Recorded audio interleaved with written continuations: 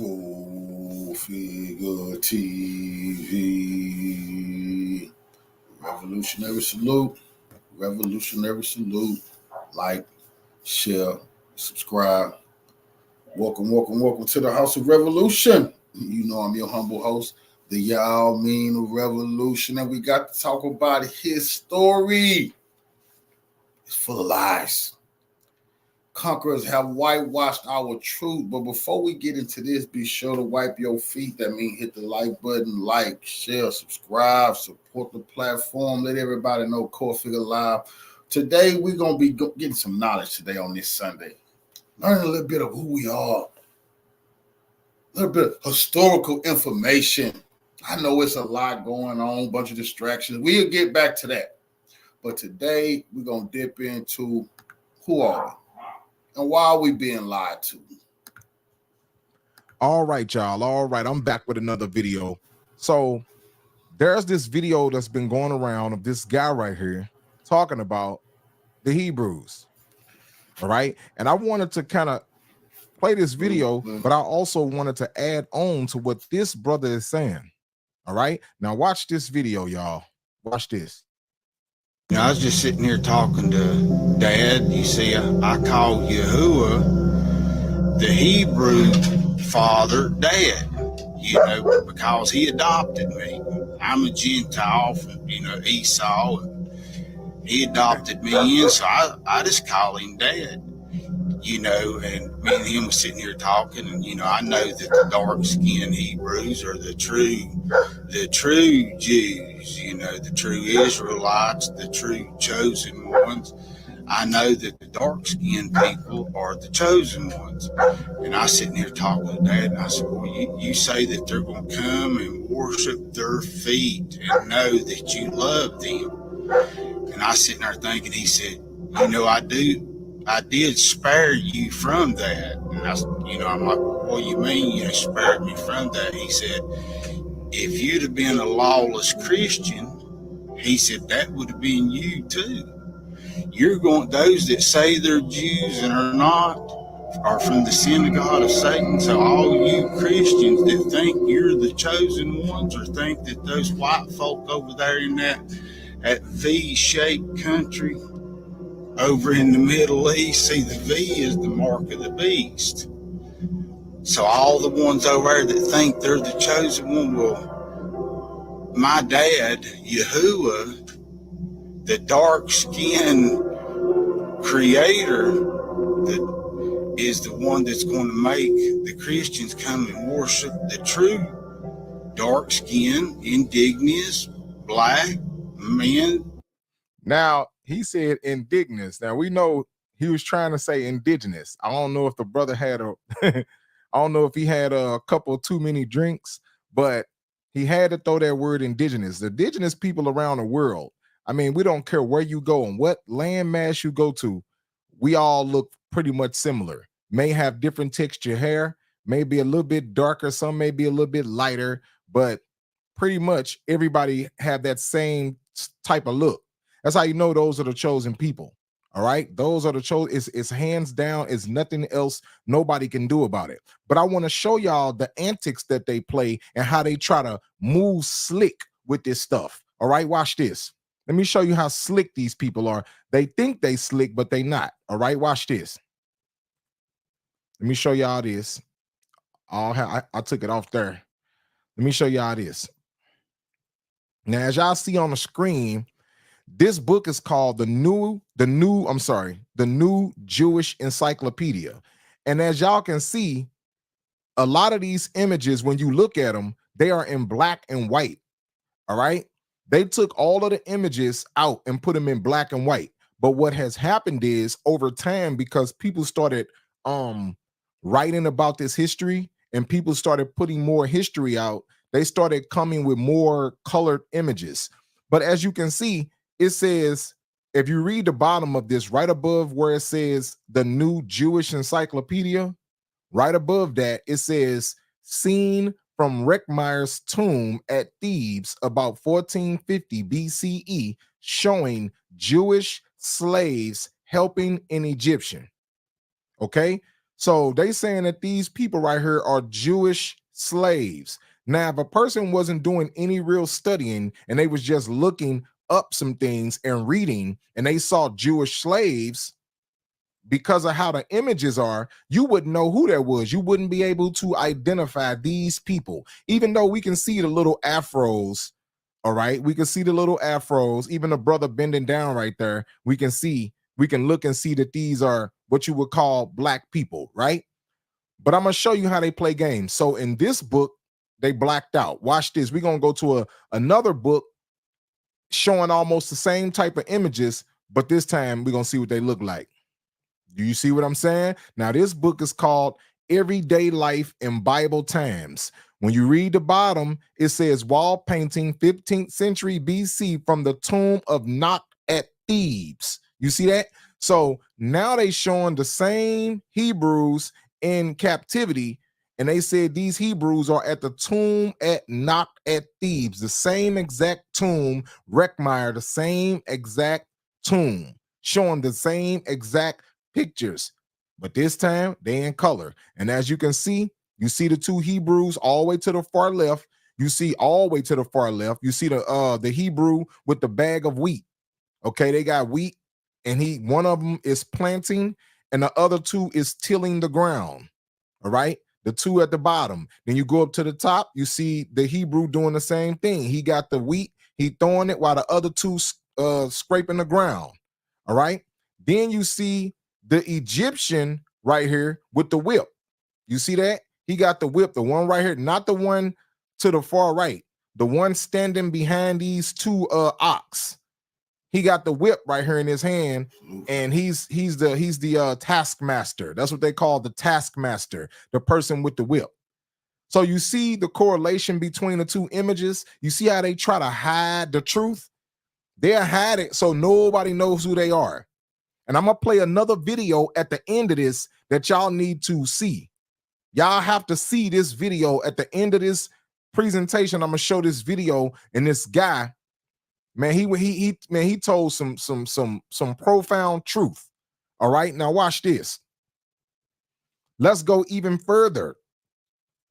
This book is called The Narratives of Travels and Discoveries in Northern and Central Africa in the years 1822, 1823, and 1824 by Dixon Denham.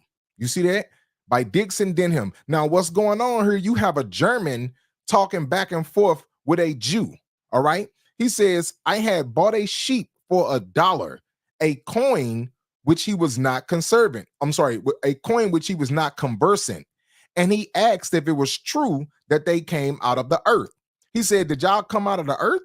Because when you read the scriptures in Genesis 2:7, it says the Lord God formed man of the dust of the ground. And any person that comes out of the ground, you look at the dust of the ground today. If you take a stick and go outside and dig up the dust of the ground, the top is going to be dark. And when you dig up, the further you dig, the darker it gets. So he's trying to basically play the dozens on how they look. All right. He said, did you come out of the earth? He says the explanation pleased him. He says, you are not Jews, said he. No, said I. Christians then? Even so, replied I have read of you. You are better than Jews, said he. Are you Jews white like you? No, replied I. Rather more, you're like yourself, very dark. You see that? He talking to the Jew. He said, the Jews don't look like me. They look like you, very dark. This is how he described them. They're having a conversation. He talking back and forth. He said, man, look, how these Jews, you look like you came out of the ground, man. That's how black he was. That's what he's telling them. He said, that's how black, you look like you came straight out of the dirt. That's how black this dude was.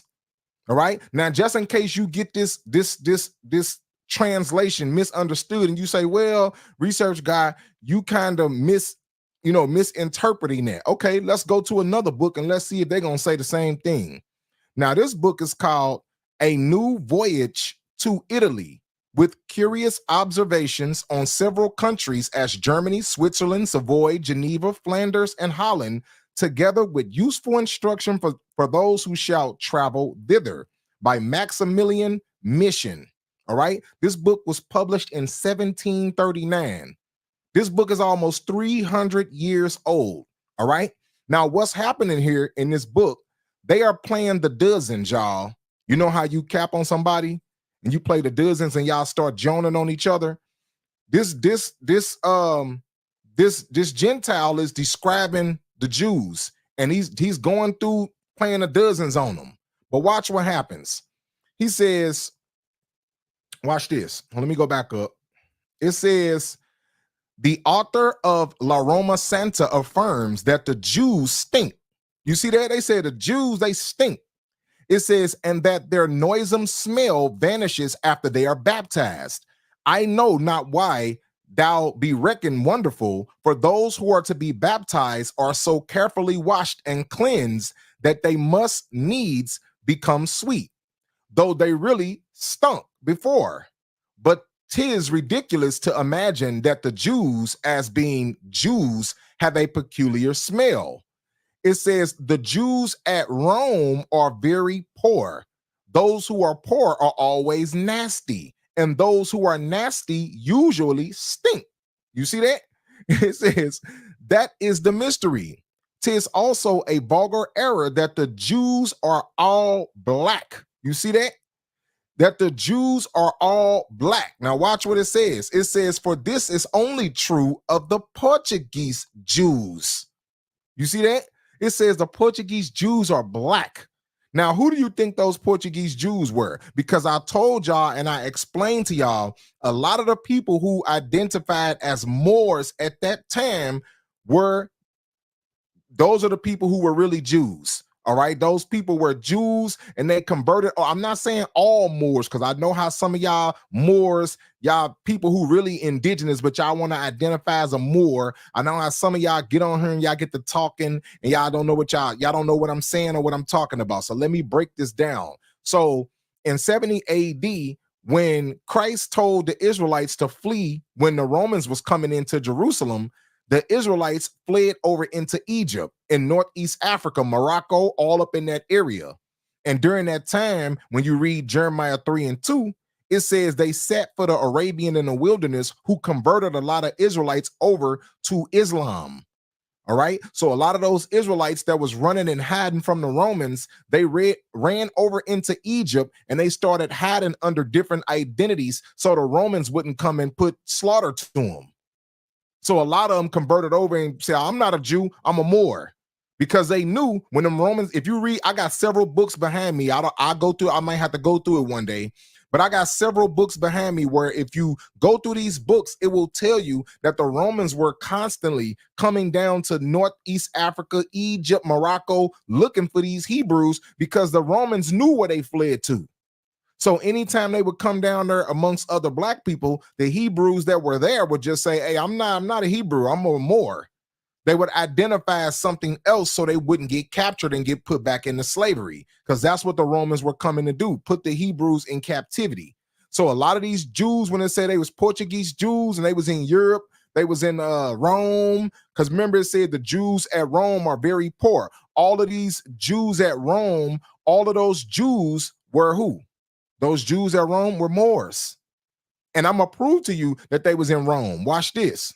When you go to Acts chapter 18 and verse 2, it says, Acts chapter 18 and verse 2, it says, and found a certain Jew named Aquila, born in Pontus, lately come from Italy, with his wife Priscilla, because that Claudius had commanded all Jews to depart from Rome and came unto them. You see that? So you had a bunch of Jews that was in Rome. That's why when you go to the book of Romans and you read Romans 1:1, what does it say? It's telling you who is that book of Romans being written to? To the Jews in Rome.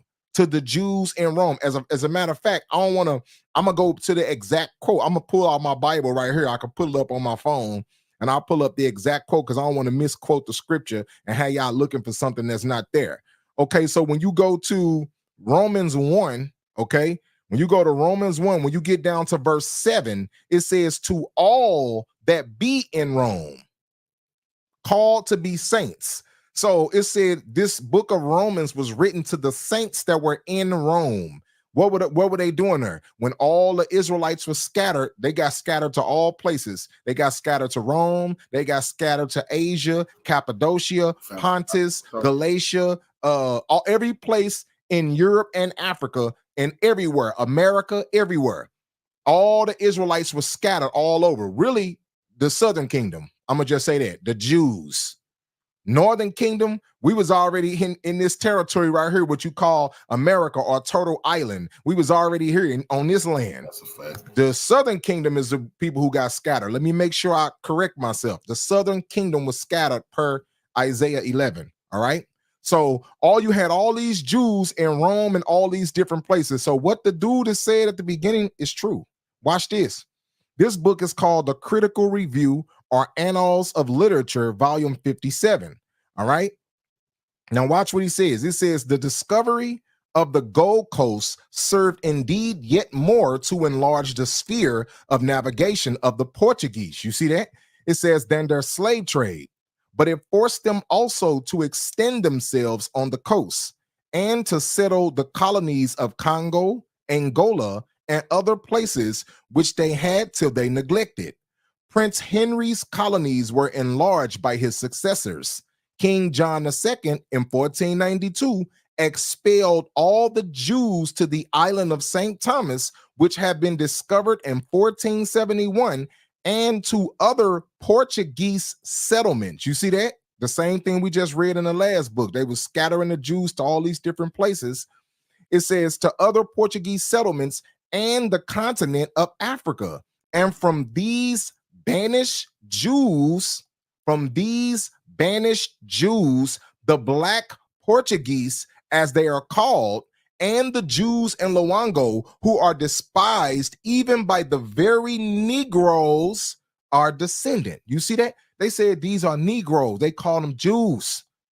So for all of y'all that think, because when we start talking about this stuff and we put this stuff down, y'all make it seem like we make this stuff up or something. Like we just like, oh, y'all don't know who y'all are. Y'all trying to steal somebody's identity. No, that's what the books are saying. This book was, if you go look at this book and you see when this book was published, this book is 200 something years old. 200 something. So they were saying this back then. It's not us making it up. We're not, because then y'all look at it as, oh, they being disrespectful and they doing this and they doing that. No, it's not that. It's just y'all don't want to accept the truth for what it is. Y'all think somebody got to make something up when the truth is right in your face. This is what it say. This is what the truth is. All right. Exactly. Brother Cantrell. Cornelius was a Jew.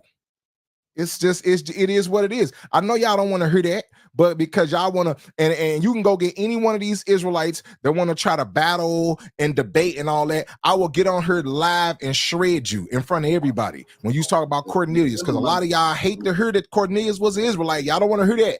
Y'all think, oh, he was a Gentile. Y'all read these words, Gentile and stranger, and y'all think this is talking about somebody else when it's very clear in the scriptures who it's talking about. It's very clear. We don't even have to, it's just a couple of scriptures I can show you. Be like, look, I might show y'all something. You can see this is easy work. All right, now watch this. This is from the El Paso Times, 1971, in the newspapers. It says the origin of the Black Jews is shrouded in obscurity. Mr. Benjamin candidly asserted that the Black Jews have for centuries cherished and lived by their Judaism, by observation in the Sabbath, celebrating the festivals, fulfilling biblical commandment of Brit Milah, circumcision, maintaining ablution rituals, eating kosher food, and yearning for a return to Zion. The Black Jews are, by virtue of their religious conduct, good Jews. You see that? You said they, by their religious conduct, they are good Jews. Because again, everything that we talk about in these contexts, and we start bringing this stuff up, all of this, everything that we bring out, I can listen. This is just light work. I got other videos on this. I got about 3 segments on the Black Jews and their connection to ancient Israel. I brought out so many books, man, ancient books that you never even heard of, books that's been out for 400 years. I've brought out, and you can go back and look at those books and look up the dates. books from the 1600s, 1700s, 1800s, all the way up until today, saying the same exact thing. Now, there's a book, it's called, man, I can't think of this book, but it's like a whole bunch of volumes of it. They want about 10 grand for this volume, and I really want to get it. You know what I'm saying? I really want to get it. My wife is looking at me like, you about to buy this thing? I really want it because I know what's in it. See, when they sell stuff like that, that's that high, they doing it for a reason. It's things in it that you need to get. Now, for the next coming days, when I do, because I'm going to do a part 2 on this video, but I want y'all to watch this next video. I'm going to do a part 2 on this, and it's going to be an extended version, but I want to show y'all some archaeology that's going to blow your mind. When I say, I'm not talking about just no paintings, I'm talking about some archaeology that'll blow your mind. You'd be like, what? I ain't know that existed. Guess what? I just found it. And I know nobody ain't ever put this out yet. Nobody. You're going to see it and be like, man, it's undeniable. All right. But watch this. I'm going to play this video, y'all. This dude name is Kashi Bosin. Watch what he said. Now, this goes to Daniel 9 and 11. Y'all watch this. Let's see this guy. And especially the African-American experience. It's literally not duplicated anywhere on earth in history. African-Americans are a completely unique phenomenon as a people. Who they are culturally, what their history is, what their experience is, isn't duplicated anywhere on earth. You don't know where you came from. You don't know what country you came from. You don't know what culture you came from. You don't know what language you came from. You don't know what your religion was. Now, I could agree with him on some of the stuff he's saying. But when he said that our history and our experience is totally different from anybody else, he's not lying about that. Daniel 9:11 documents that clearly. It said that the curses that happened to Israel, when you read Daniel 9:11 and 12, it says the curses that happened to Israel happened to them and nobody else on the whole earth. Nobody else can claim and say, yeah, this happened to me too, except those people of God, the people that you call the Israelites, the Hebrews, the people that you call the African Americans, the people that you call the indigenous people of America, the people you call the Aboriginal, indigenous, Taino, Arawaks. Those are the people who went under that. Those are the people who suffered all of those atrocities written in Deuteronomy 28. And we can argue about that, and we can go deeper about that. We can go to it's one verse. Listen, if I pulled up these books behind me and showed y'all be like, man, listen, I'm gonna have to do it one day. I might know what I'm gonna have to do for y'all. I'm gonna have to go curse upon curse to show y'all this. Curse upon curse, because I literally got a book behind me for every single curse to show you what this curse say. Okay, let's go to the history. Did this not happen to us? Did this not happen to us? Every single curse in Deuteronomy, I got a book behind me with at least 2 or 3 of those curses that happened to us in these books. And I can prove to you we those people. Whether you believe it or not, I don't care about you, what you believe in, and you don't believe, you want to say Sky Daddy and all that. I don't care. I don't care if you don't believe in the Bible. I don't care. I do, and I'm gonna keep on talking about it. So if you don't like it, you might as well go to another channel. And I'm being respectful when I say that. But we are the chosen people, regardless of whoever got something to say or whoever believe it or don't believe it. We are the chosen people. I'm gonna tell you straight. All right, now watch. Before you, like I've said before, you're more American than anyone because you don't have any other identity. Yeah. Actually, your entire identity is American based. That's not the case of anyone else. Yeah. I'm Irish American. I'm German American. I'm Italian American. I'm Jewish American. I'm this or that, the other. You can say African American, but you don't know anything about Africa. You don't even know which part of Africa. Africans don't call themselves that. Because now look at this dude up here. Truth archaeologist. Listen, I'm gonna tell you something, bro. Listen, when you say that, because he said something, and this is not to bash you or nothing. This ain't to bash you or nothing. I respect your comment, bro. Because we gotta love all our brothers and sisters, man. No matter if they are ignorant of the history or they don't pay attention to certain things. And I'm not talking about you per se, just anybody. You said that it happened to whoever group of people, but you said not Tainos. The first people that was put on slave ships that's on record. The first people that was put on slave ships were Tainos. And October 12th, 1492, when Christopher Columbus got to the islands, he put 1,200 Tainos aboard 4 Spanish ships and took them back to Europe. Those were the very first people on slave ships. So if you telling me that you are only Israel because you've been on a slave ship, but they was on slave ships too. So, and the same curses that happened to your ancestors happened to their ancestors.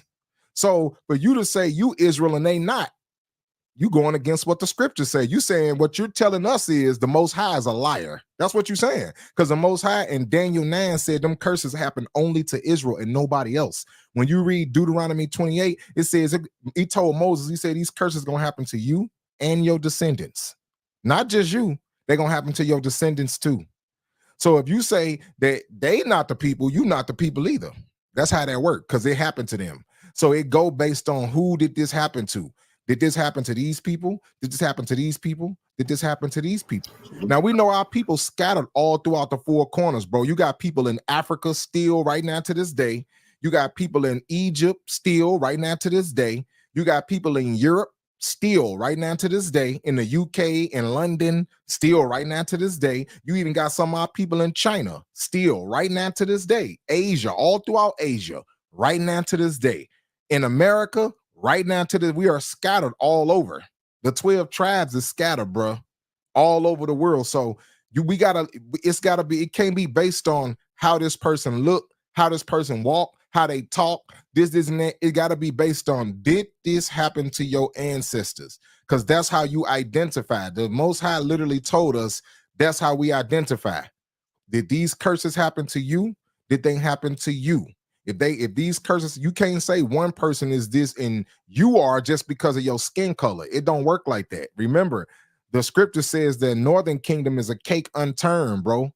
You're going to have some people that's going to be dark. You're going to have some people that's going to be light, because people done mixed in with so many different races. So people look different.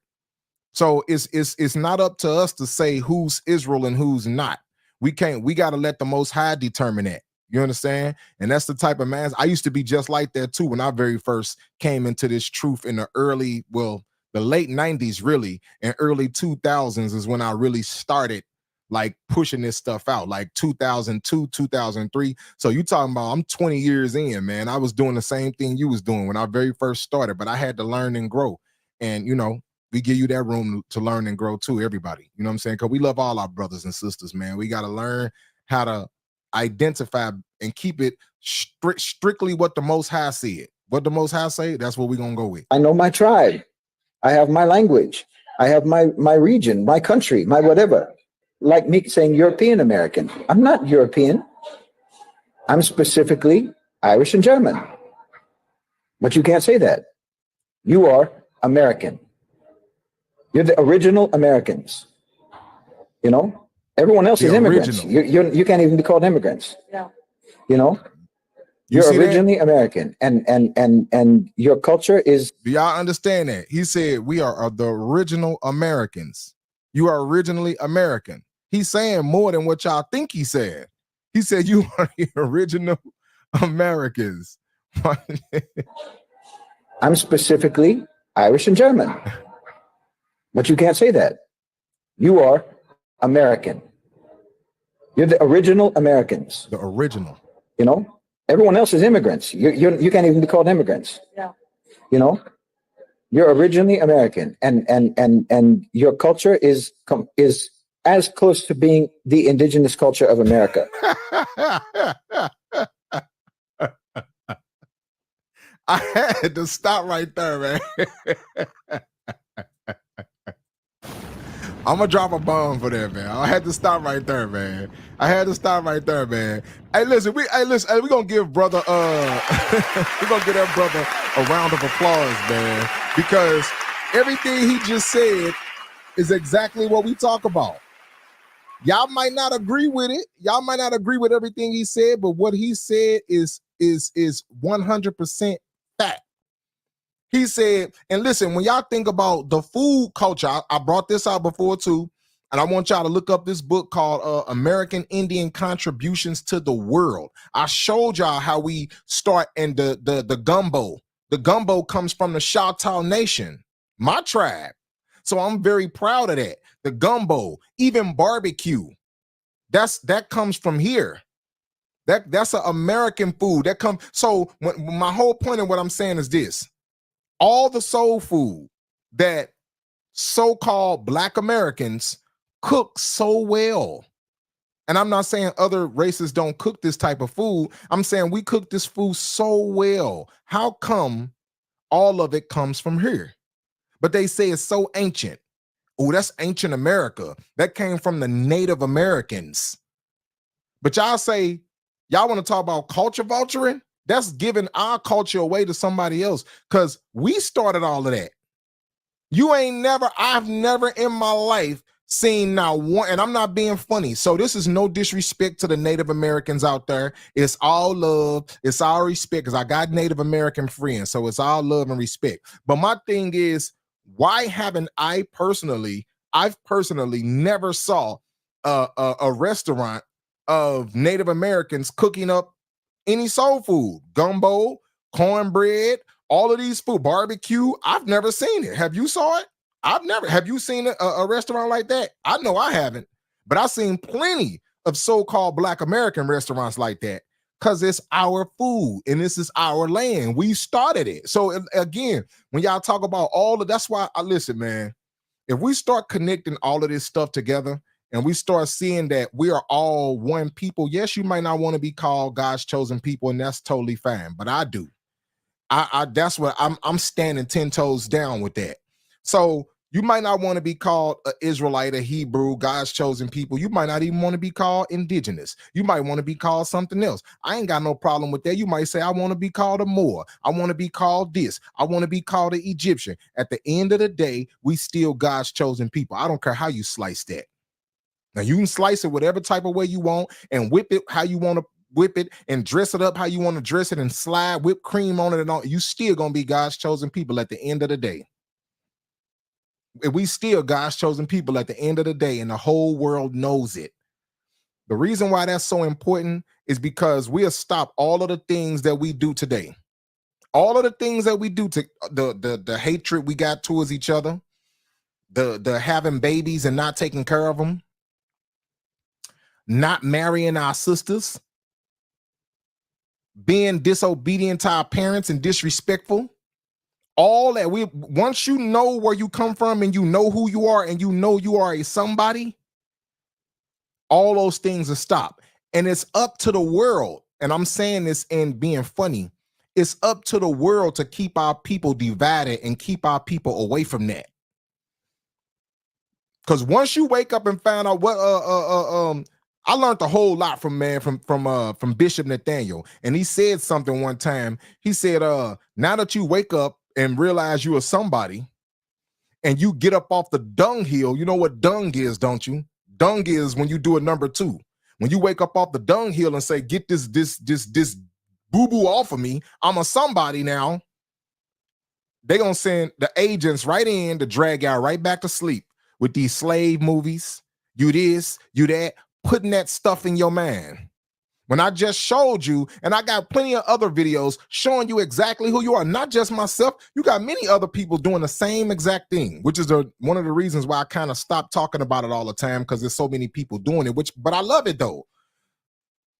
So many people showing you who you are, and it's right there in your face, and you still gonna walk around and think, I'm a nobody, I'm this, I'm that.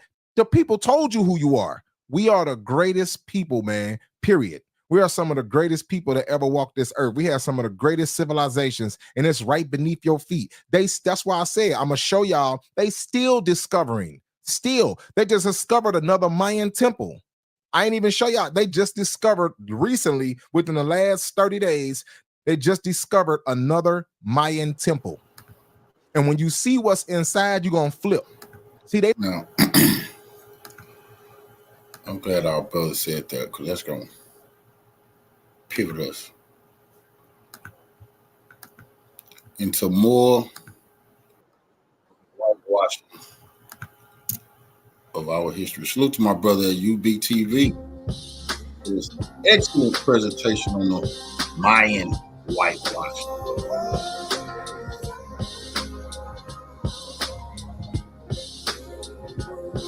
This scam that they running over America, trying to deny us our history, pretending like people disappeared. They don't know where these people are anymore.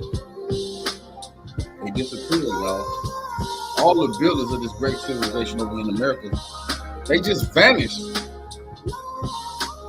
That's a lie.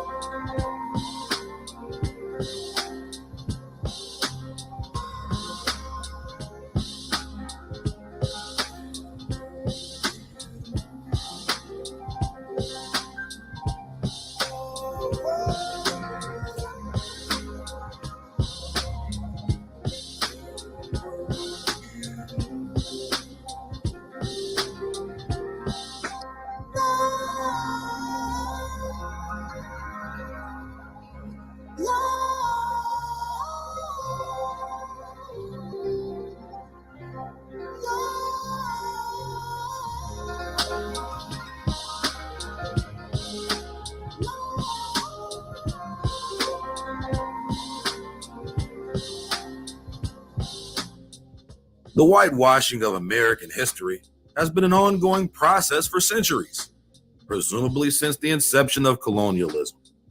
Hordes of certified charlatans have fought endlessly to bury the ugly black truth. Even today, several institutions are built upon layers of deceptive historical fuckery. The foundation of this deceptive historical fuckery is the fallacious idea that all so-called black people or Negroes were brought to the Americas from Africa. They want you to think that every Negro that has ever been on the continent was brought as a slave from Africa. That's a fact. That's what they're trying to tell us. And America was virtually uninhabited, unless you count the small bands of Siberian savages who apparently walked across the world through the snow to discover a vast land unoccupied by one single person.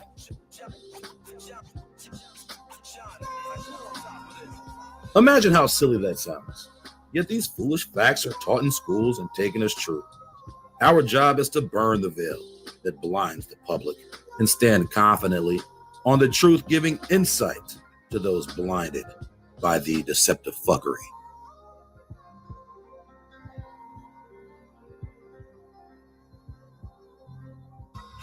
The books were cooked long before the Lambda Calderon put the Mayan manuscripts on the burner. But now we finna write our own book and cook they ass.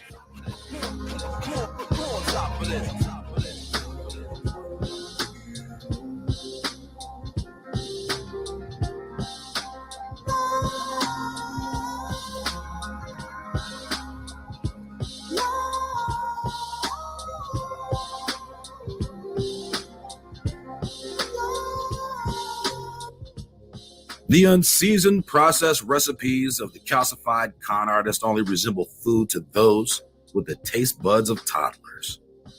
Those of us with a more refined palate require actual food to sustain our hunger.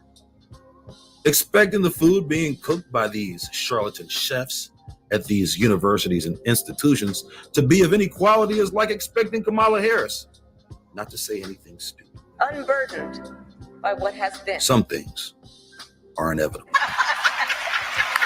That's why we just cook at home, because we are tired of eating their bullshit. I do think of bacon as a spice. I do think of bacon as a spice. I do think of bacon as a spice. A heaping pile of bullshit lies, not just about history, but about culture, race, and creation. In this episode, we investigate the lies surrounding the Olmec and Maya civilizations, their connection to Egypt, and uncover the true race of the Mayan.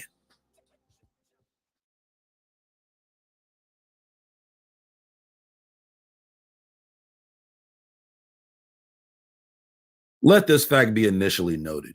No accredited academic institution will allow any deviation from their accepted narrative of the status quo.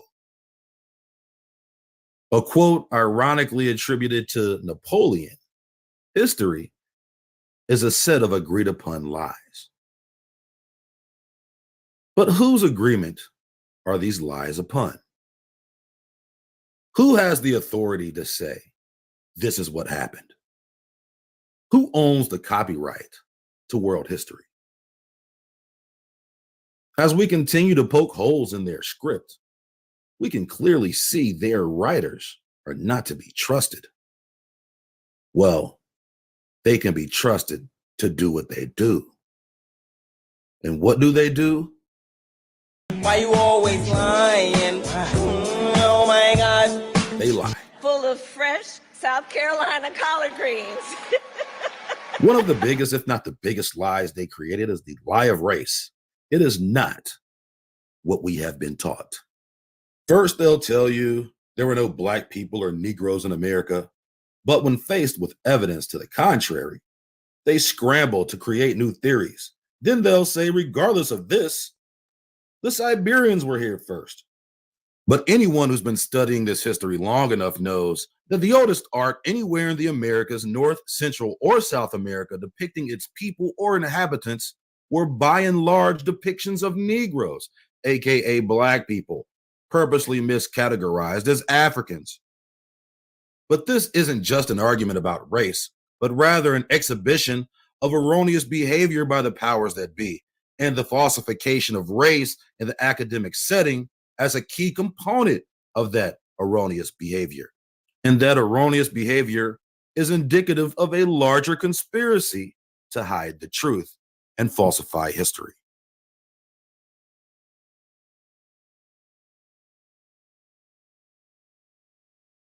This video will focus on the areas once occupied by the Olmec and Maya, more specifically, Veracruz, Mexico, the Yucatan Peninsula, Belize, the Guatemalan highlands and lowlands, and El Salvador, as opposed to the Aztec, Mexica, Toltec occupied territories that we highlighted during the Anubis episode.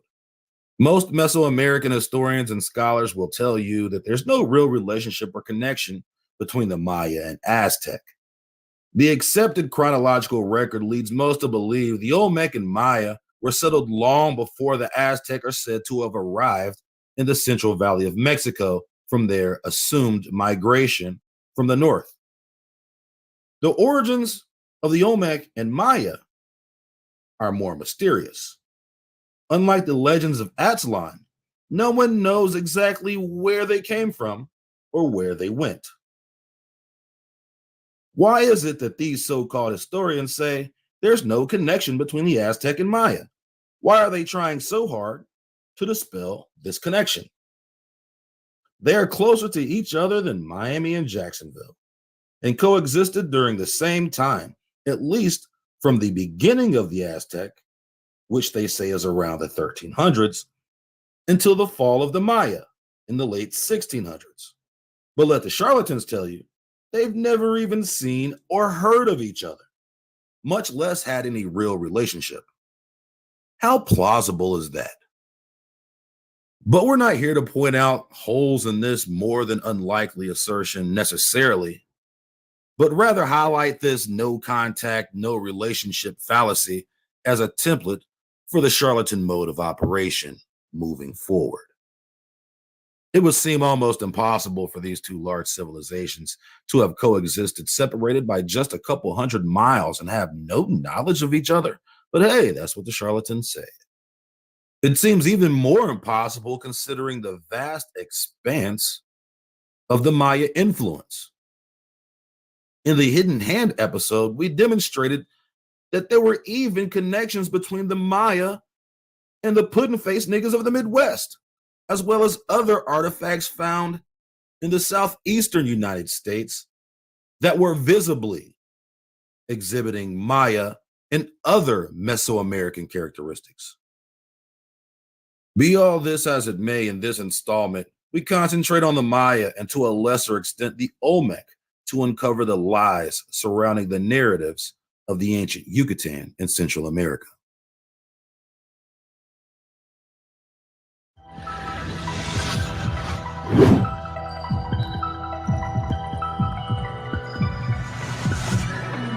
deal with. They can't stop us. No matter what they do, they can't stop us. Lex. They can't stop us. Lex. Nah. They can't stop us. Yeah. We ain't build no slave ship. We ain't make those anchors. We ain't plot those grave sites up since daylight. Burdened by the things we try to make right. It's gonna be a late night. So much turmoil makes my blood boil. Kundalini, encore. Earth is sunbroad. Dirt is unsoiled. With one chord, tell a story that some spoil. Watch it unfold. Stories untold. Copyright unsold. Books with one spine. Ghosts with one soul. They want control. You want control. But we share one goal. We fight one foe. Set your front door. And it keeps knocking, but the people kept rocking, yeah. It keeps knocking, but the people kept rocking, yeah. Stop, flex, whatever they do. They can't stop it, keep knocking, keep rocking, yeah. They can't stop us, no, nah. They can't stop us, no, they can't stop us. When studying the ancient remains from past civilizations, one of, if not the most consequential issues is attempting to establish chronology. Without a clear chain of documented writing or history, trying to nail down a specific period of time a civilization began and ended is nearly impossible. That was until the miracle of the charlatan sciences. The so-called experts have achieved the impossible. Their methods of radiocarbon dating are so accurate they can determine the birth date of a monkey man who lived 50,000 years ago. So a couple of old savage jungle pyramids is child's play. According to their expertise, the Maya just disappeared, vanished without a trace. That story sounds familiar. The charlatan hierarchy of Mayanist academics say that the Mayan Empire began to fall between the years 750 and 900, but also outlasted the Aztec Empire, which fell in the mid-1500s. The Maya are said to have lasted at least until the late 1600s. According to the experts, the construction dates of Mayan complexes were engraved in hieroglyphics within the walls of the complex. The linguists who deciphered the writings gathered through their research that the last complexes to be constructed were around the 900s. So not only do these top experts have the technology to date back millions of years, like with the Grand Canyon, they also possess the linguistic and hieroglyphic proficiency to resurrect a dead script and language with absolute exactness. What can't these people do? Other than tell the truth, of course. Well, they can't date any stone tools, metal objects, or human-made pottery. They can only date organic matter, such as plants, trees, or animal or human skeletal remains. When they do attempt to carbon date pottery or some implement made by a human, they look for any organic matter in the vicinity. Date that organic matter instead, then attribute the date of that organic matter to the object. So if you find an ancient chicken bone in a bowl, the bowl might as well be the chicken bone. Seems legit.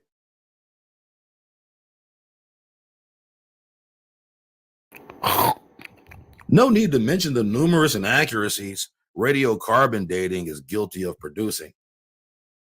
You can test that chicken bone 463 times.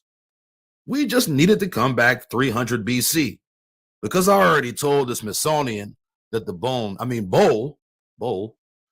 that the bowl was 2,000 years old. Plus that little 300-year buffer off the chain, it'll make it look more legit. You feel me? As claimed by their dating sources, the earliest Mayan settlements sprang up around 1500 BC in a time they call their pre-classic era, which lasted roughly until the year 250 when they supposedly entered their climax during the Classic era from 250 to 900.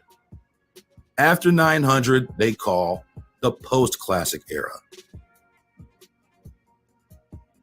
Those same dating sources say the Olmecs rose up around the year 1200, and yet somehow historians say the Olmec are the mother culture for all other Mesoamerican civilizations, including the Aztec and Maya, although they allegedly had no contact. The Olmec occupied the Mexican state of Veracruz, apparently at the same time as the Maya, lived in the neighboring Yucatan, and just like the Maya, no one knows what happened to them. They weren't even discovered by the charlatans until 1850, which was far too late in the academic game to fabricate an Olmec post-colonial slave narrative. Now, as the charlatans put it, if the Olmec are supposed to be the mother culture of Mesoamerica, shouldn't that mean that they were the first people to occupy that land? And if that's the case, does that mean that they're saying that this part of the world was completely unoccupied until 1500 BC? They paint themselves into a fine corner with all of this totally legit scientific information. Their precision impeccable, their ethics invisible. What would happen if one were to discover or ruin in Olmec or Maya territory that would predate 1500 BC? Then what? Does the entire timeline all of a sudden change? And if it changes, what good was your chronological bullshit to begin with? It's good for dating organic material, apparently. So take corn, for example, in which they claim it can be accurately dated, as maintained by their dating sciences. Corn was first domesticated and harvested on large scale in Mexico 9,000 to 10,000 years ago. But who were the people harvesting the corn? Couldn't have been the Aztec. They weren't even a thing yet. Couldn't have been the Maya or the Olmec. They weren't a thing yet either. So who? Oh, that's right. It was the Siberians. Man, those darn Tartarians. The backbone of any good science argument should always begin with the monkey man cave migration. They brought their Siberian corn seeds across that ice. My bad. They discovered corn and America, then crossbred that corn with other plants to create the corn we know today. Man, pretty impressive for a people who never ate vegetables, nor had any history of agriculture. Considering the genome home of a brand named Native American is the cold, arid tundra of Mongolo Field, it should be no surprise that their diet mostly consisted of fish and other sea creatures, as well as a few sprigs of wild foliage, because the lands from which they ancestrally descend are agriculturally unfit to produce anything. That was till they crossed that ice, boy, and went to a place no one had ever been, an entire continent devoid of any person throughout the history of time. And they got that corn popping, boy. And then after they got that corn popping, boy, they was like, hey, man, let's go bang out some pyramids and shit, dog. But before we do that, let's go make some big-ass statues of some niggers to throw everybody off in 5,000 years. Shit will be hilarious.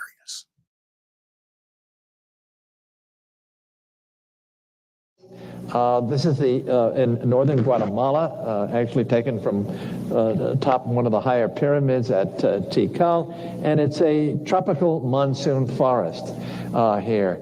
That's the original vegetation. of the Maya lowlands. However, we do know from pollen studies that have been made by the palynologists that in fact this forest is a regrowth, that the Maya had most of it cut down, as a matter of fact, towards the end of the classic period due to their agricultural practices. But essentially, before humans came into this is what this area looked like. Freudian slip. He meant to say, before my European brethren, the white man. Before humans came into this is what this area looked like. It's a tropical forest civilization that arose there. Now, in that kind of environment, to make a living, of course, these people are maize, corn agriculturalists, maize, beans, squash, chili peppers, and a host of other domesticates, but essentially maize farmers. Within the last 20 years or so, we have come to know from aerial surveys and on-the-ground checking of this, and even through a certain amount of radar survey using side-looking airborne radar, that there is another form of cultivation which was highly intensive in the swampy, low-lying areas, which are very extensive in the Maya region. They cut what are basically ditches and canals, sort of the way the land of Holland was rescued, or the fens of eastern England, through drainage, leaving rectangular plots which are continuously wet, and using the mud from the ditches to basically fertilize these plots. And this is a highly intensive form of agriculture that was practiced in not really over the whole Maya area, but in certain important places. So they could probably support a lot more people than we gave them credit for, let's say 50 years ago, when we thought slash and burn cultivation was the only kind.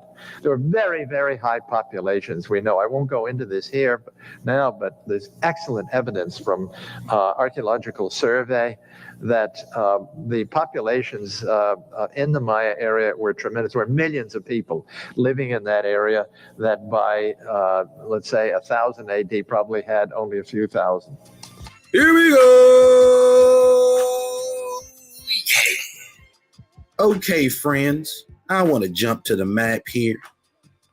And what I want us to do is get a good idea of the geography of my territory. So the first thing I want us to do is zoom out and get a big picture of the Americas, right? South America, you got North America there. Now, the thing that I want us to pay attention to, all right? Thing I want us to pay attention to now are the continental divides, all right? Particularly, in this case, particularly the Great Western Divide. All right, now the Great Western Divide is all the way down at the tip of the Andes down there in South America, going all the way up through the entire continent of South America, through Central America, through Mexico, on up through the Rockies. By God, if it don't end up there at the dang Eastern Siberian Sea. Possibly the Bering Strait, depending on the line of delineation. So, of course, on the eastern side of the Andes down there in South America, everything's going to flow into the Atlantic, and everything to the west flows into the Pacific. And that's why you see there in Peru and Chile, you see the land, how it's a little dry down there, all the desert and all that right there. Like right there at the edge of Lima to the south, all right? Now, you see that mountain range goes all the way up to Ecuador, Colombia, Panama, Costa Rica, Nicaragua, Guatemala, and, of course, Mexico, all right? The majority of the lands that were occupied by the Maya were on the east of this divide in the lowlands, all right? That's where the lands is low, okay? They primarily inhabited the Yucatan. However, their civilizations or their footprints go all the way down to El Salvador. Now, the southern extent of the Mayan Empire, according to the top Mayanist historians, the southern extent heads down to El Salvador. It doesn't even go into Nicaragua. So they say no Mayan sites have been found thus far into Nicaragua. Now you can consume that with all the Morton you'd like, all right? Just watch out for the high blood pressure, friends. And I want to draw attention to two sites down there in El Salvador, the most southern extent of the Maya footprint. One of these sites is called Casablanca, the other one's called Carasucia. Now, at this Carasucia site, there was actually an artifact found that looks nothing like an Egyptian artifact. You look at this son of a bitch here. All right? It's not an Anubis. It's not no kind of dog you ever seen. Got nothing to do with nothing, all right? We're going to keep it moving.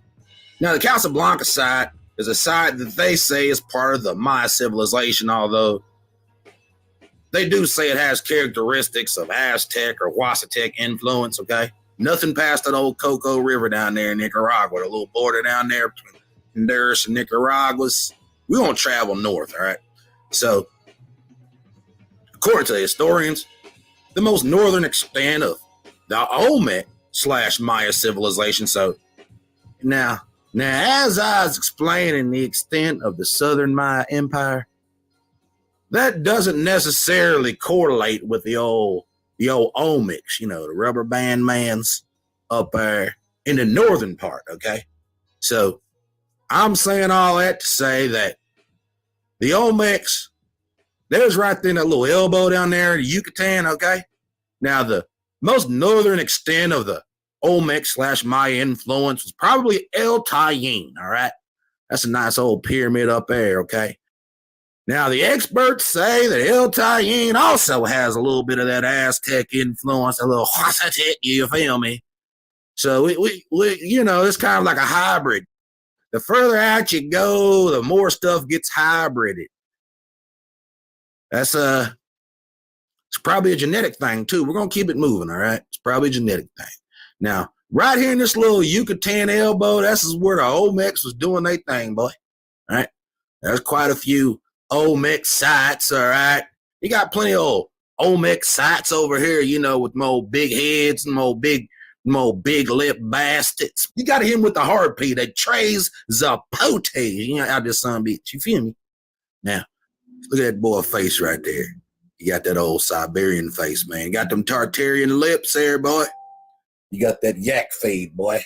Look at some bitch right there. Looking like a straight Tartarian, Siberian. Looking like he walked across the Barren Strait barefoot, boy. Look at that boy. Yeah, man. Tartarian if I ever seen it. Because, I mean, obviously he got that Barren Strait face. That Tartarian taper. That Siberian shape up. I can't think of no more. You got the Inuit perm.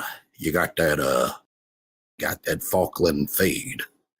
I don't know where the I don't think that's not right. You got that Aryan afro. All right, I guess there's nothing here. Oh, there's something there. I can't find it, and it's making me mad. I mean, they say they're ball players, but maybe that ball's ping pong ball.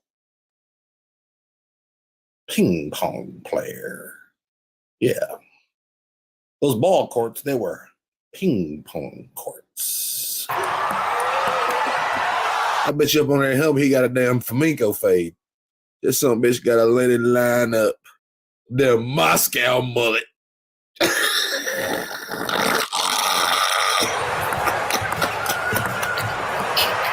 There's some other heads out there. You got the La Ventas, right? You got the dang La Venta heads over there. You got the San Lorenzis over there. I don't know much about anything, but there was some old big lip bastards over there on the Veracruz coast, and there was most likely Siberians. Let's keep it 100, boy. What them boys say? Let's keep it 100. That's all I'm talking about. Let's keep it 100. Now, they ain't got the nice face on now. That's them rubber band mans, boy. They say they ball players, boy. You know what I'm saying? They're them Siberian, they're the Huskies. It's the team name. They're the Huskies, man. Ping pong player. Since they say that the Olmecs there, They kind of like the mother civilization. They just say everything kind of broke off from them, right? Now, the Yucatan is an interesting place, right? I don't know if y'all ever heard the little thing in school where they said that big asteroid hit the Yucatan, right? And when that son bitch hit the Yucatan, the whole dang dinosaurs just died out, just flopped, just gone. Hey, it was it right there.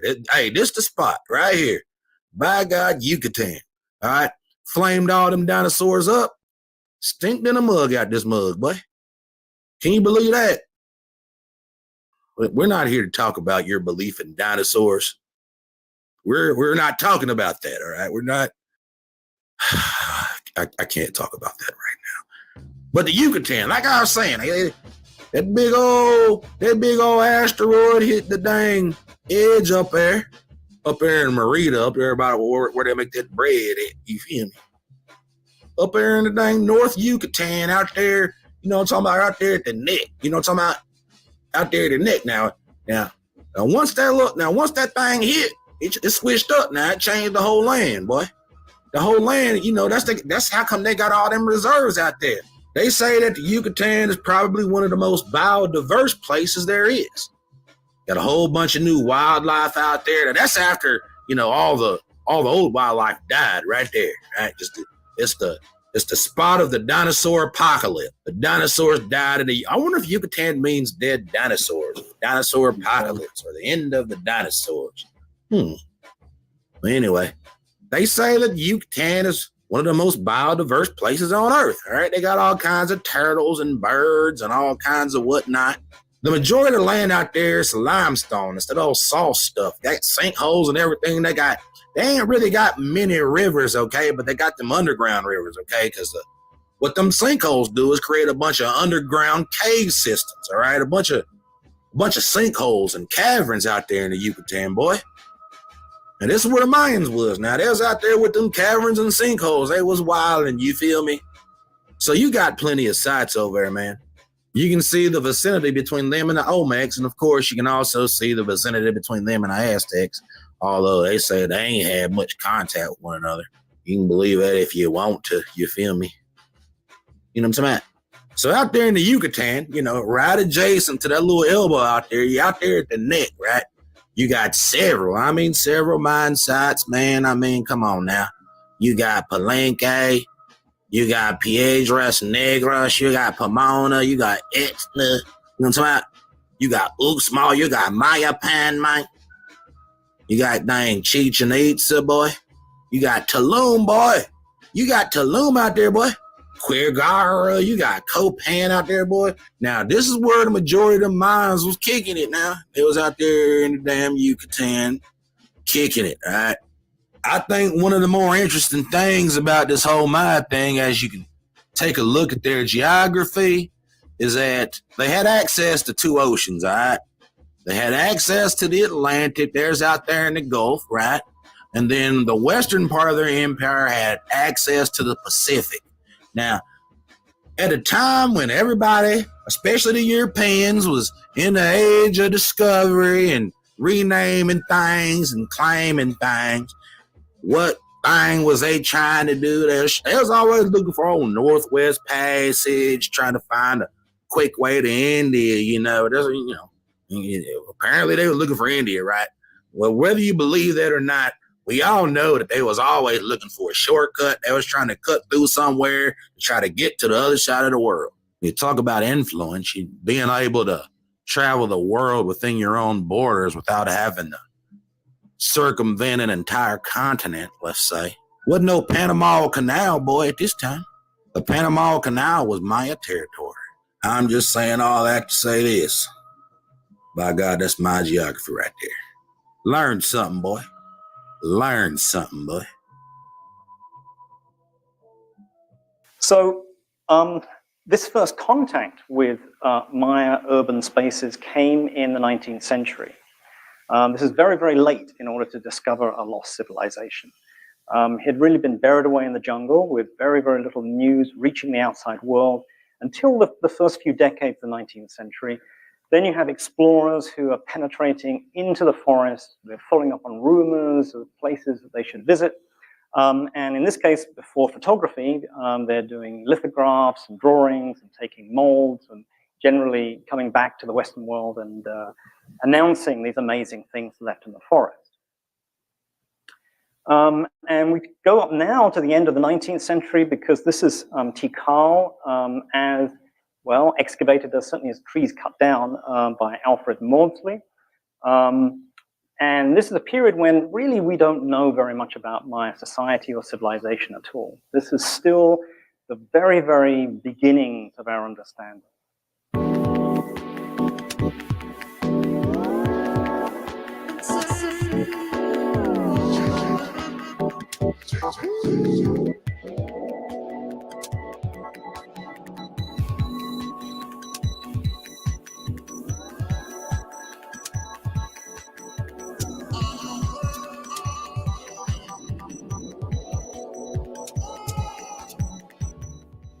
Quote, Maya, The Riddle and Rediscovery of a Lost Civilization by Charles Gallenkamp. Shout out to Harry Hubbard. He actually gave me this book a while back. John Lloyd Stevens is considered the father of Maya archaeology. So we're going to jump ahead to page 45 in this book. Quote, as early as 1840, John Lloyd Stevens stated in his book, Incidents of Travel in Central America, Chiapas, and Yucatan, that the ruins he had explored were those of an indigenous civilization, which developed apart from any outside influences. He categorically ruled out the principal sources of foreign inspiration from which Maya culture might have sprung. I sat out with the proposition that they were not cyclopean, he wrote, and do not resemble the works of Greek or Roman. There was nothing in Europe like them. So far as Asia was concerned, Stevens found little evidence for serious comparisons. He saw no similarity between Maya buildings and those of ancient China or Japan. And he emphasized the complete absence in Mexico and Central America of the artificially excavated caves and rock chambers typical of Buddhist and Hindu temples. Stevens then challenged the premises on which Maya and Egyptian architecture were so often equated, particularly the occurrence of pyramids in both regions. The pyramidal form, he observed, is one which suggests itself to human intelligence in every country as the simplest and surest mode of erecting a high structure upon a solid foundation.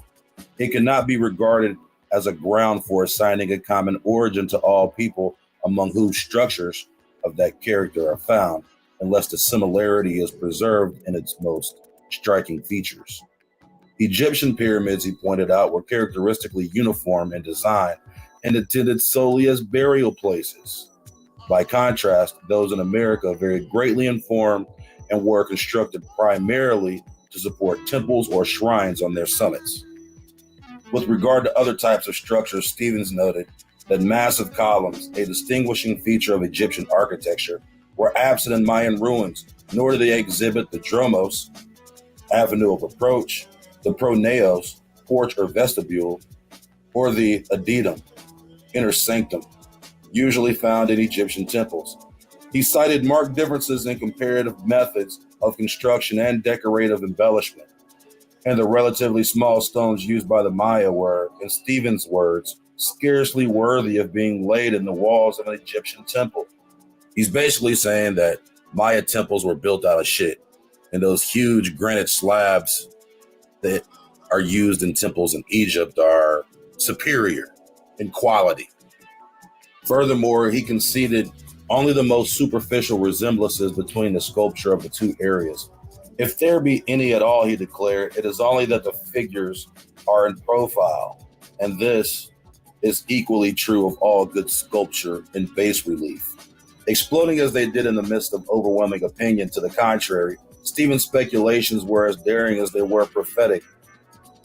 In refuting the assumption that Maya civilization stemmed from Indo-European sources of inspiration, he had advanced a revolutionary hypothesis now greatly accepted by archaeologists. The works of these people, he insisted, are different from the works of any other known people. They are of a new order and entirely and absolutely anomalous. They stand alone. End quote. When the Maya ruins were first discovered, they do not look like they do right now. Most of them resembled a mound or a hill of dirt that had been massively overgrown by the forest. All of these monuments have been restored. That means that historians and archaeologists and some architects have used their creative license to rebuild these monuments. So what you're seeing is a result of what they think these monuments look like. And that goes for much of the stele as well. When you're seeing these depictions, many of them have been restored by artists. So even the stele that may look really ornate or intricate, many of these stele have been repurposed and restored. Remember Brigitto Lara, the man who forged over 40,000 Mesoamerican artifacts. Many of these artifacts were whitewashed. He basically remade the face of Veracruz through his art. So when you're seeing some of these depictions, understand what's going on here. Brigitto Lara was faking artifacts, and the archaeologists were dating it in the correct period. They were dated between 200 and 600 AD perfectly. But he just faked it in 1973. What are we talking about? Use your brain, man. Be careful of the more than perfect depictions.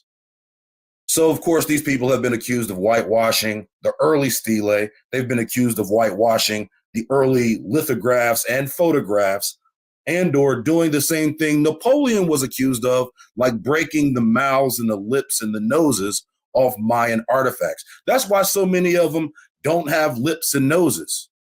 Everything else is perfect, but the lip and the nose, it's gone. Now, let's restore it. This is what it would have looked like.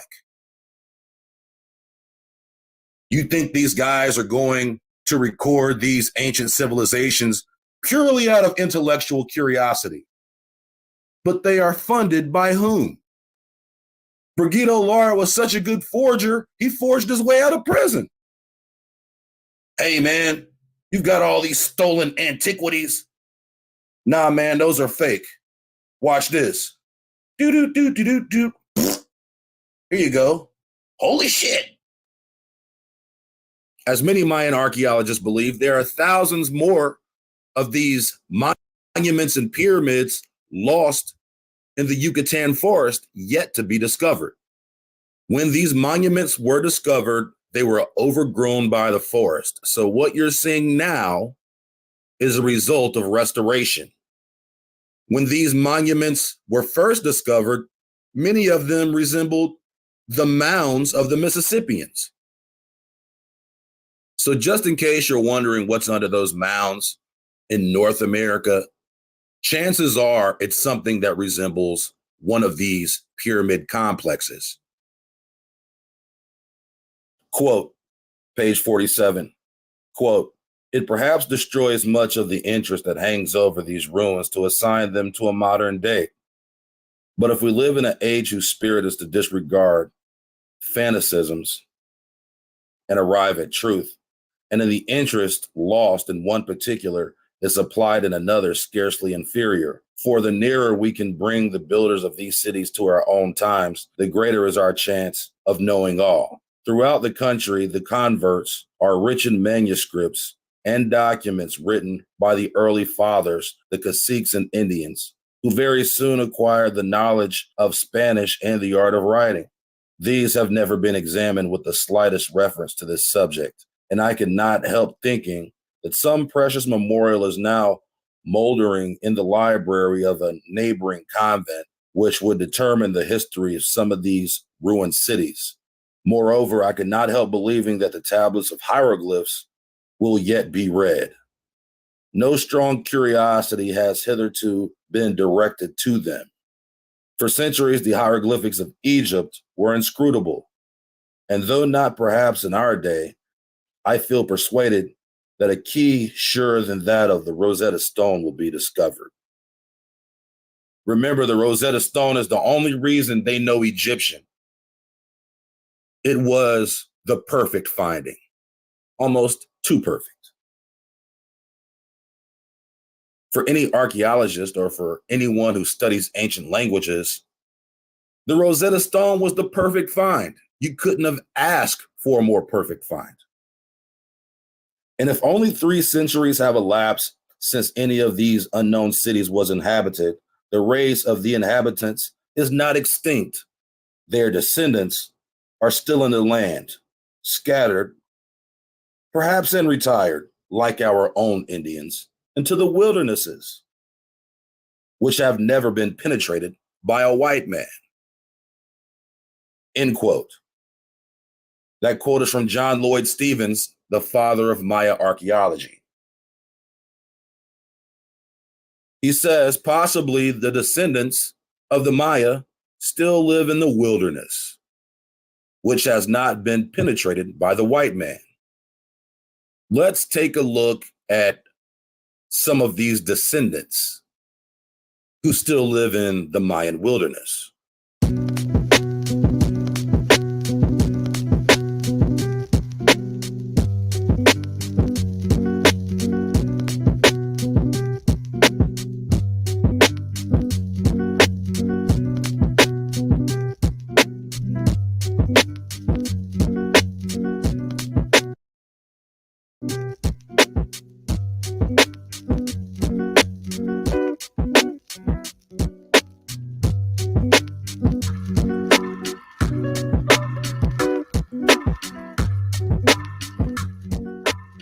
When you look at the Central American, or you look at what they call the indigenous South American, or even the indigenous Mexican, or even the people who they call Maya right now. And of course, if you're talking about a Native American, you'll notice that there is a myriad of these Asian genetic characteristics. The thing that always gets overlooked when these geneticists try to make these postulations about these certain Asian populations, and I'm not just talking about the Siberian population. All of these people can claim an ancestry by way of Siberia, but specifically when we're talking about these so-called indigenous populations in the Americas who have these Asian phenotypes, most of these phenotypes that you're seeing, especially in Central and South America, is a South Asian phenotype. So we always hear about the Spanish colonizing the Americas. We hear about them colonizing Mexico in the early 1500s and 1492. Well, in 1565, they were already running the galleons in the Philippines.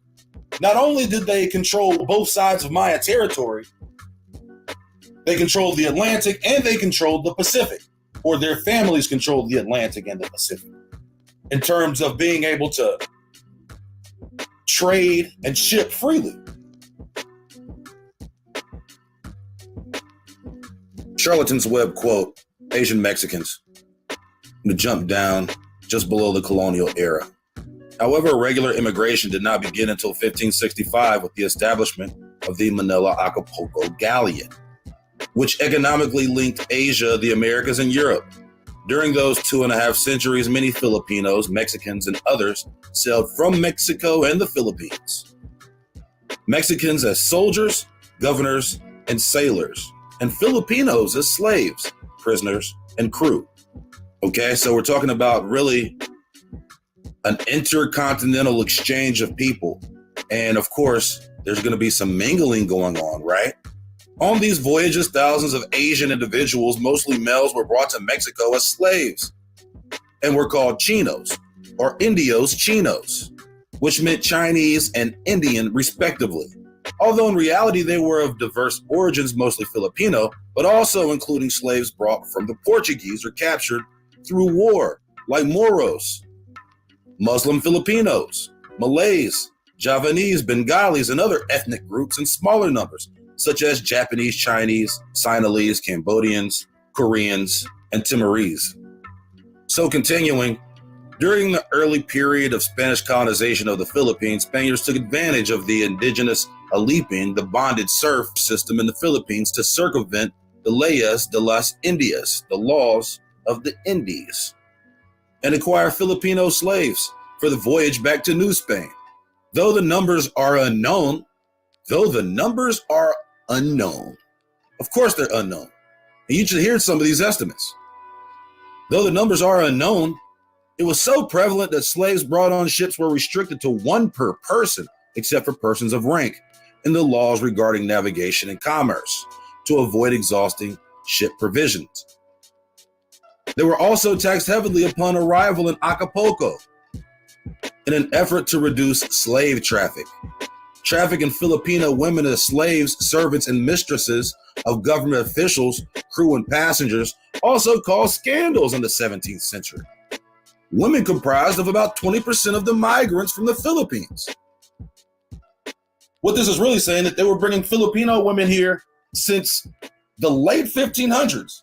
And a primary purpose of these Filipino women were to act as mistresses for government officials. And what happens when a woman is a mistress for anyone? They usually end up having children out of wedlock. These Filipinos, some were slaves, some were indentured servants, some were mercenaries. They played an important role in the class system. And of course, at this time in colonialism, the class system is based off colorism. And so what you're really seeing with these people is a combination of genetics. And the European or even Spanish genetic marker is a misnomer because there was a portion of their genetic ancestry that was North African. Filipinos were also pressed into service as sailors. Due to the native maritime culture of the Philippine Islands, by 1619, the crew of Manila galleons were composed mostly of native sailors. So Filipinos were actually sailing ships for the Spanish, under the Spanish flag, many of whom died during voyages due to harsh treatment and dangerous conditions. Many of the galleons were also old, overloaded, and poorly repaired. A law passed in 1608 restricted the gear of Filipino sailors to rope and aceria, which consisted of a single pair of breeches, further causing great numbers of deaths. Hold on, what is fucking breeches? You mean breeches? Which consisted of a single pair of breeches, further causing a great number of deaths of Filipino sailors through exposure. These conditions prompted King Philip III to sign a law in 1620 forcing merchants to use proper clothing to native crews. During this period, many Filipino sailors deserted as soon as they reached Acapulco. Sebastian de Pineda, the captain of the galleon Espiritu Santo, complained to the king in 1619 that of the 75 Filipino crewmen aboard the ship, only 5 remained for the return voyage. The rest had deserted. These sailors settled in Mexico and married locals, even though some may have previously been married in the Philippines, particularly since they were also in high demand by wine merchants in Colima for their skills in the production of tuba or palm wine. I'm just in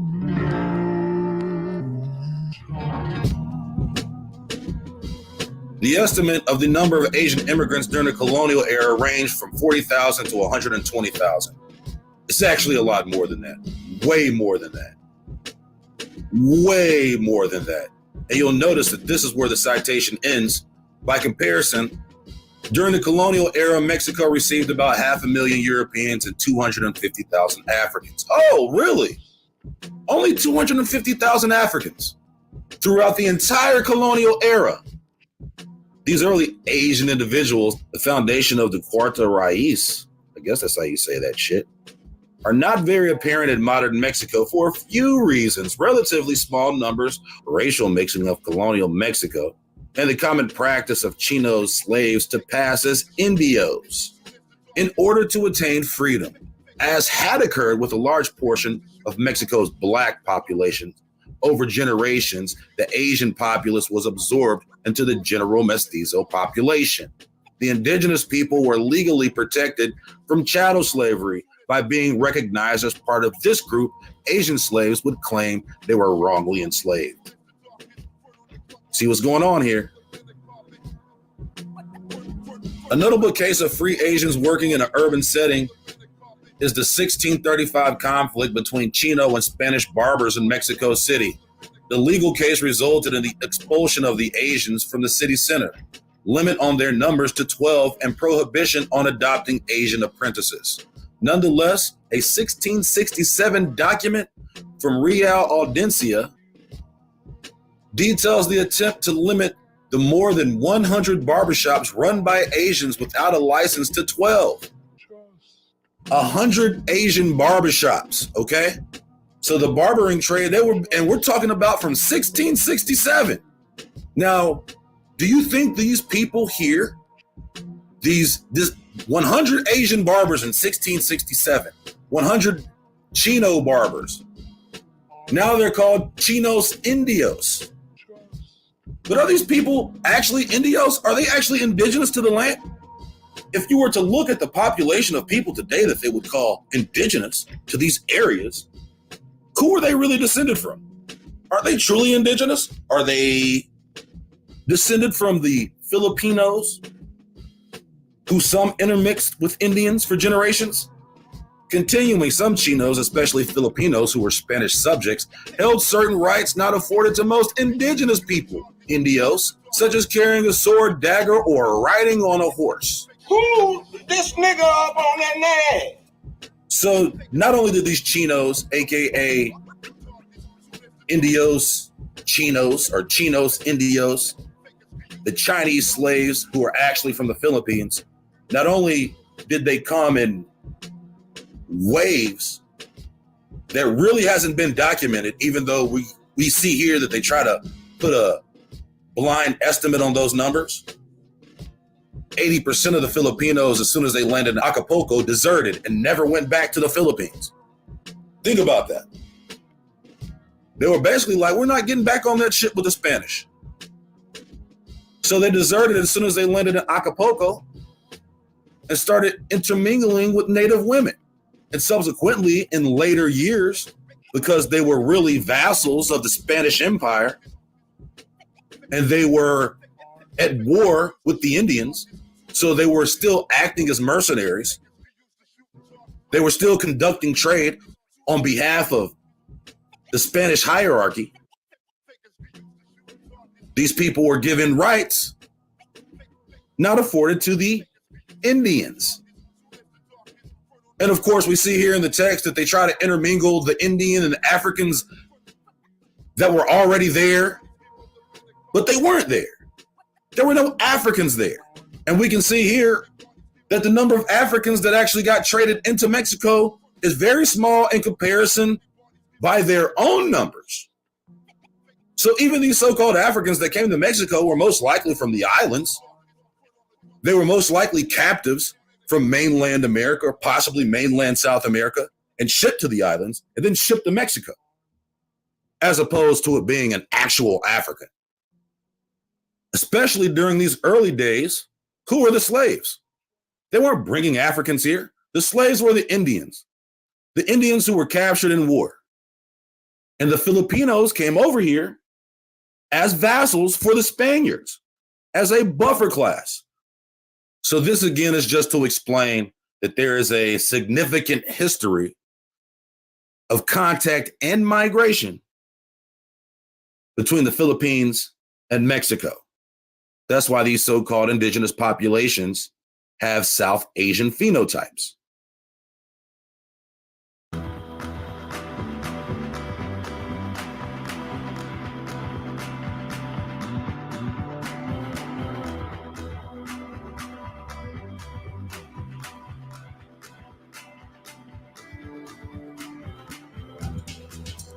What was the race of the Mayan? We all know that the ideas about race that we've been taught are a complete lie. Skin color is not a determining factor for the distinguishment of race, or more appropriately called genetic ancestry. The biggest fallacy in their template is the theory of evolution and the out of Africa theory, which asserts that humans evolved through millions of years of monkey sex that eventually led to the modern human. Of course, all this happened in Africa. Then these monkey people left out of Africa, traveled to the Caucasus Caves, had one huge orgy that created a ton of races. These new races spread across the world, in which the Siberian group left the caves, traveled through the Bering Strait to discover an entirely empty America. Since this theory is taken as a scientific truth, surely there's some evidence to back up this claim. So let's take a look at the oldest fully intact skeletons found in Maya territory to see how this theory holds up.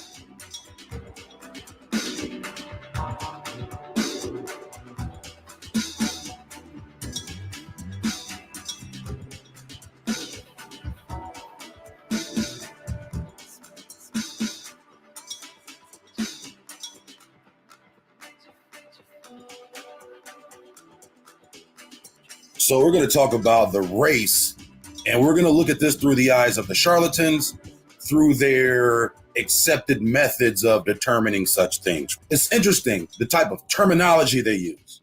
So the first thing that I want to do is we're just going to go to Charlatan's Web. I'm sure there's no evidence that people possibly dispersed from the Americas. There's no history here. There's nothing here. There was nothing here till they got here. Notice anytime they describe the physical characteristics of an indigenous American, they always compare them to a Pacific Islander or a Melanesian. They actually are completely different people than the quote unquote African, although genetically they can just bring these people up to try to draw some physical connection. What do they look like? Melanesians. What do they look like? Australians. Do they? Are they? Well, they've got a Siberian ancestor and they look black, the same as Australians and Melanesians, so that must be where they're from. So now let's talk about Naya.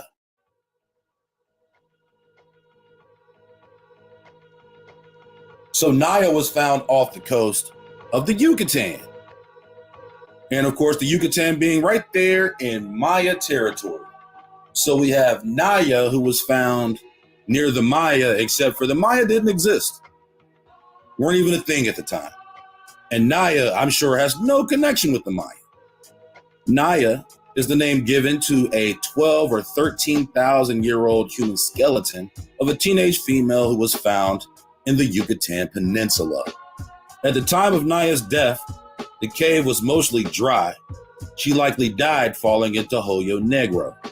The remains have been described as the oldest and most complete genetically intact human skeleton in the New World. So Naya, found off the coast of the Yucatan Peninsula, apparently is a 13,000-year-old human skeleton found right in Maya territory. The remains have been described as the oldest, most complete, and genetically intact human skeleton in the New World. In the New World. Wow. Very old skeleton for the New World. So let's read some of their fuckery. We're just going to jump down here.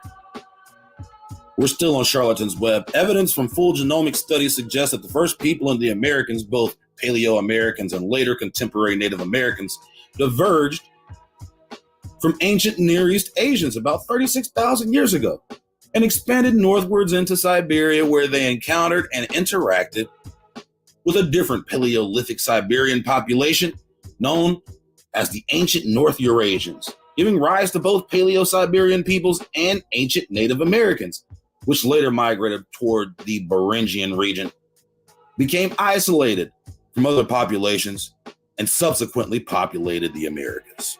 So what we have here is we have all the charlatans saying that the source population for the Americas was out of Siberia.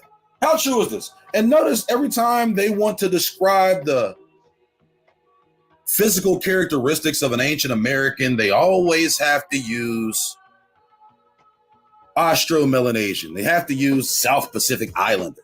They have to use an Australian. The reason they do that is because no one was ever here. And you can resemble anything but an African. And for some reason, the only bodies they've ever found are Siberians, apparently. They have to use craniomorphology. And then what happens? It's like, oh, I don't know, man. This person kind of looks like they're black. All right. Let's test her again. We need a Siberian ancestor. She just needs to have 0.01% Siberian. Just a little. She just needs one Siberian ancestor. And for those who know me, and of course I do biblical studies, and if I'm saying that America is the ancient Holy Land, of course, America has been a melting pot of ethnicity since people. That's my argument. When I'm saying America is Egypt and I say America is the ancient Holy Land, that includes all the populations of the ancient Holy Land and all of their different ethnicities. America's Egypt is really America's Mitzrayim. America used to be Canaan. America's Philistia. America is Ashur. America is Assyria. America is Babylon. America is Israel. So it encompasses a lot more layers than just a single homogeneous race separated from everybody in the world, as opposed to the way people look at the other side of the world. And it was almost like Africa is the Garden of Eden for different species.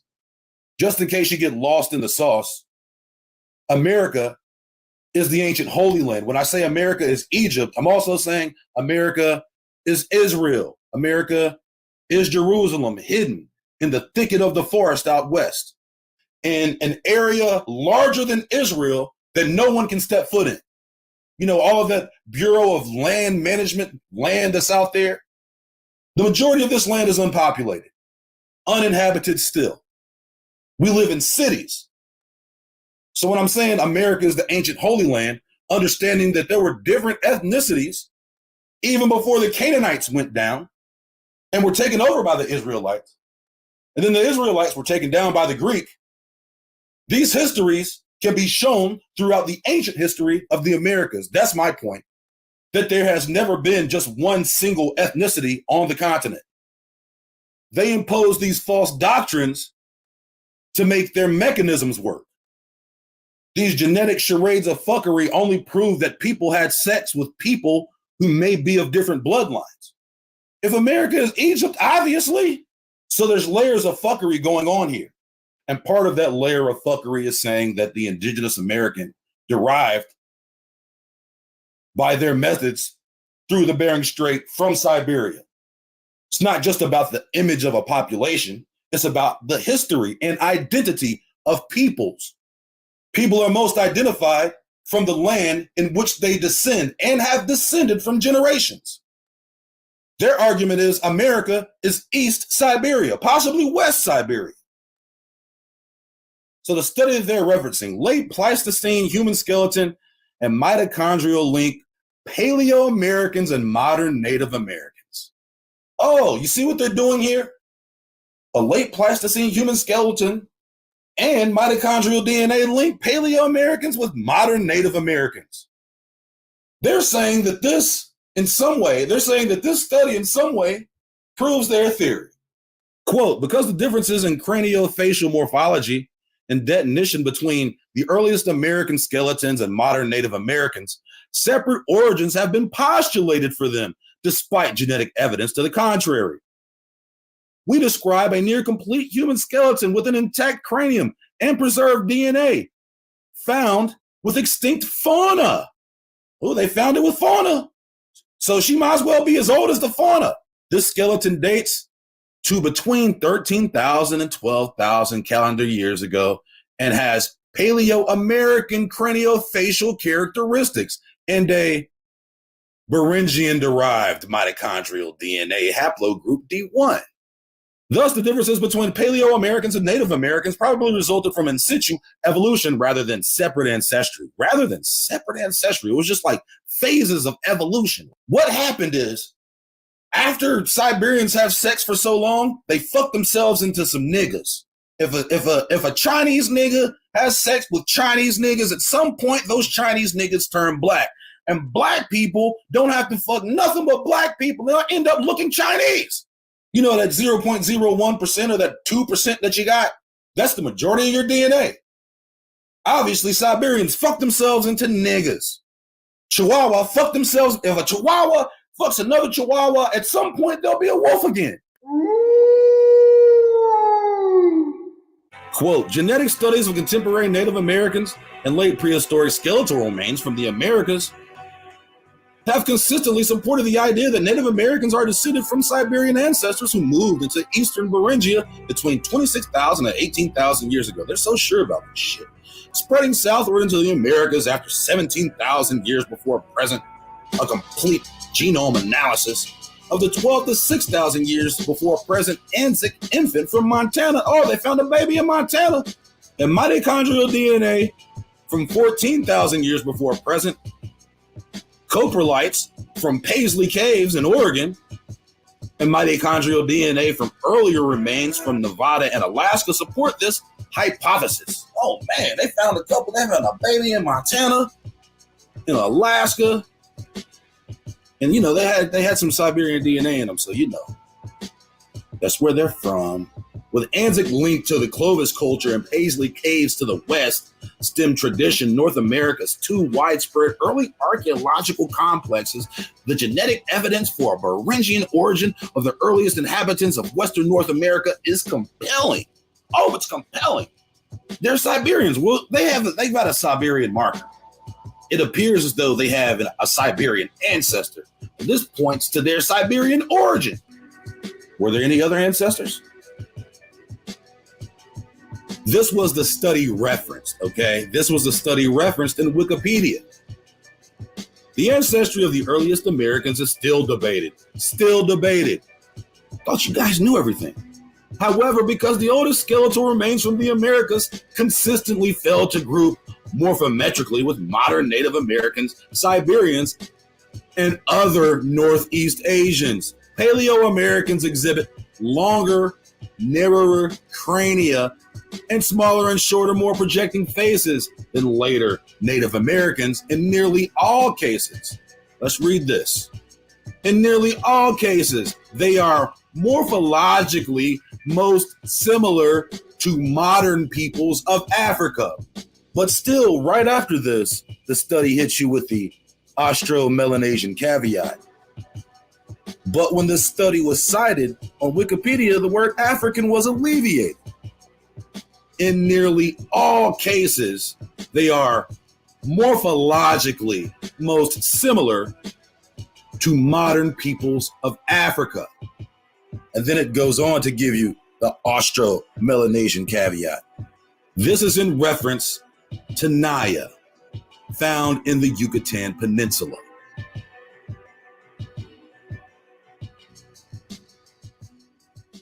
Now we come to the part of the episode most people have been waiting for. How does any of this relate to ancient Egypt?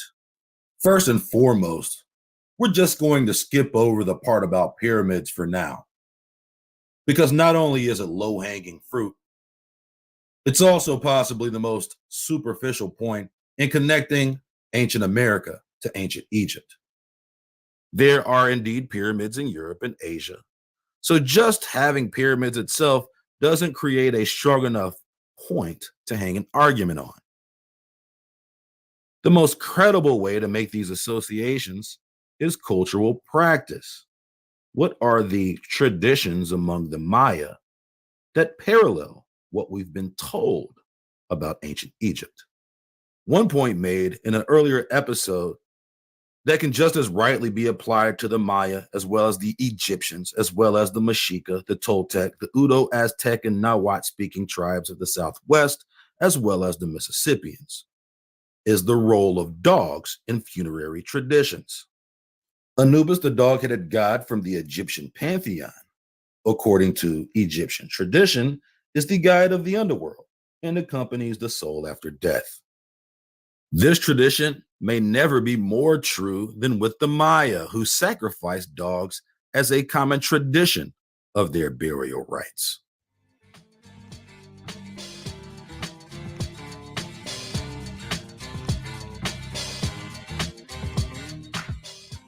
Charlatan's Web, quote, Maya burials from the classic period are frequently found with associated animal remains, often dogs. For example, in the ruins of the classic Maya city of Camino Juyu, I guess that's how you say that shit, in Guatemala, a dog was found interred with a sitting skeleton, along with grave goods offered to the deceased. The frequent finds of dog skeletons in classic Maya burials confirms that the belief that dogs guided the souls of the departed on their journey into the underworld already existed at the time. Interesting, and not Egyptian at all. The dog is sometimes depicted carrying a torch in these surviving Maya codices, which may be a reference to the Maya tradition that the dog brought fire to mankind.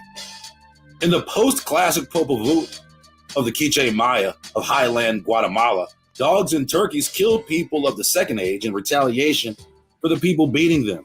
The people who escaped this fate were transformed into monkeys. Sounds familiar? Jasher 9. Another account of Popol Vuh describes the hero twins. I want to stop here because now I'm reminded that some archaeologists think that some of these finds and some of these artifacts that were found in North America, in Mississippian territory, in Indian territory, they actually represent the hero twins. The same story being told through the Maya culture, but we all know there was no contact, right? Another account of Popol Vuh describes the hero twins sacrificing a dog that belonged to the lords of the underworld known as Jabalba. After the dog was twins brought it back to life. The lords were so impressed that they asked the twins to sacrifice and resurrect them. In the end, the hero twins sacrificed the lords of Zabalba and did not follow through on bringing them back to life. The story linked dogs with renewal in human life. Dogs are associated with death and may have the job of leading people into the underworld. They represent fire and are protectors of the earth, two components of Maya life. The belief already existed in Maya culture that dogs guided souls of the recently deceased into the underworld. Who does that sound like? Did more people practice this ritual in Egypt, or do you think more people practice this ritual in America? Because we already know that the population of the ancient world, the lie of there being no one here is already falling apart. And since the Egyptians were here much longer than the Maya, apparently, right? And there was no contact, no cross-Atlantic, no cross-continental contact ever. How did that practice come to be among the Maya?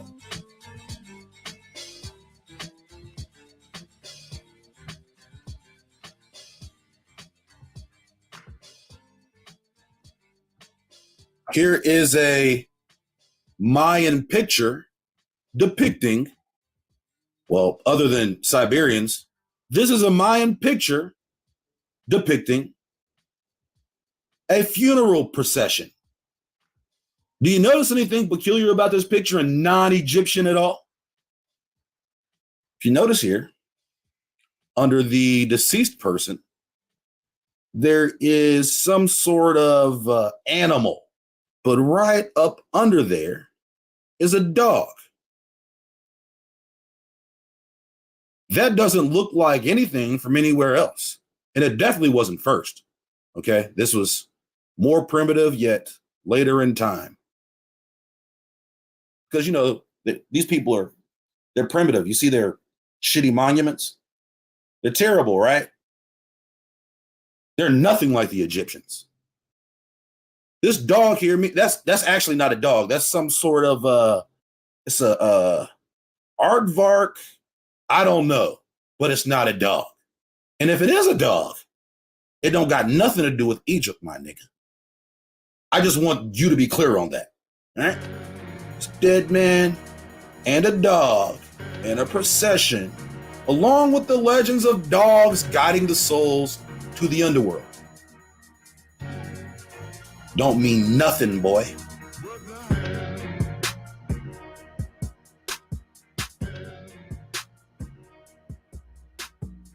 Another parallel also mentioned in earlier episodes, but definitely should not be overlooked, is the presence of corn in Egyptian art.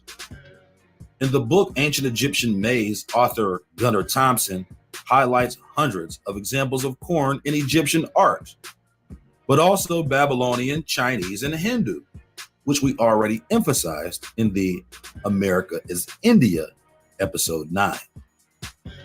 If there was never any contact between the Maya and Egypt, how do you suppose corn made it to Egypt, much less China, Babylon, and India? Their academically approved no-contact theories are the historical stonewall between his story and his truth. And his story has been secretly manufactured by the hidden hand. Another parallel also mentioned is language. Augustus Le Plongeon, a man who spent over 12 years in the Yucatan, was one of the first people to use modern photography at Chichen Itza, one of the first people also to decipher Mayan hieroglyphics, and spoke the Yucatec Mayan language, asserted that 1/3 of the Mayan tongue is pure Greek. And of course, Greek was the language of Egypt after the days of Alexander, beginning around 300 BC. According to Gunnar Thompson, the author of Ancient Egyptian Maize, the ancient Egyptians' name for corn was maza.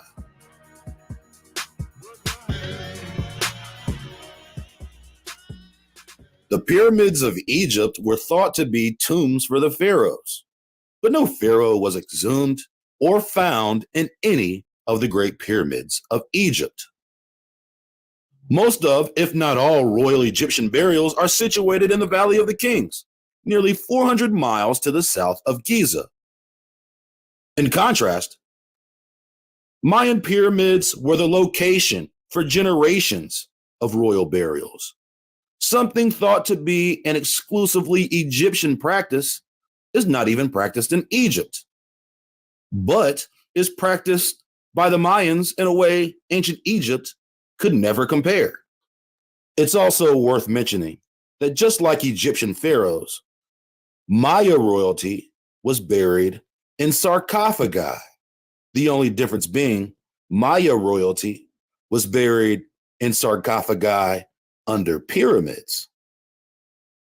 Something thought to be an exclusively Egyptian practice is not even practiced in Egypt, but is practiced by the Mayans in a way ancient Egypt could never compare. You may never find a pyramid in Egypt with a royal burial, but in Mexico, you may never find a royal burial without a pyramid.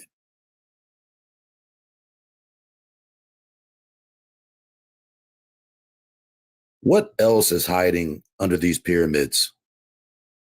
A barbaric ingredient of Maya culture that cannot be overlooked. Also hiding under these structures are the bodies of sacrificed children. According to the archaeologists, it is said that the Maya practiced child sacrifice as a common occurrence in numerous rituals.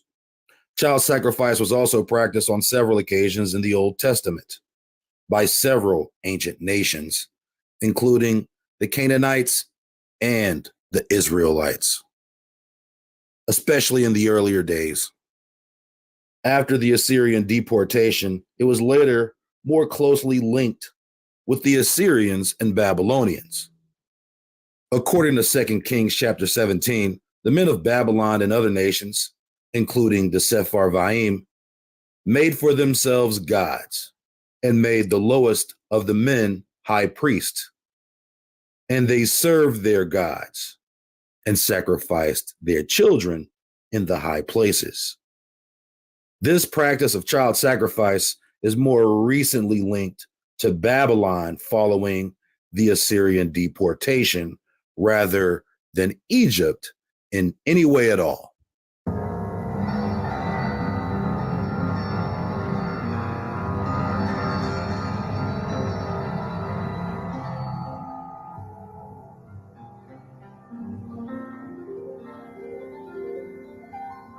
So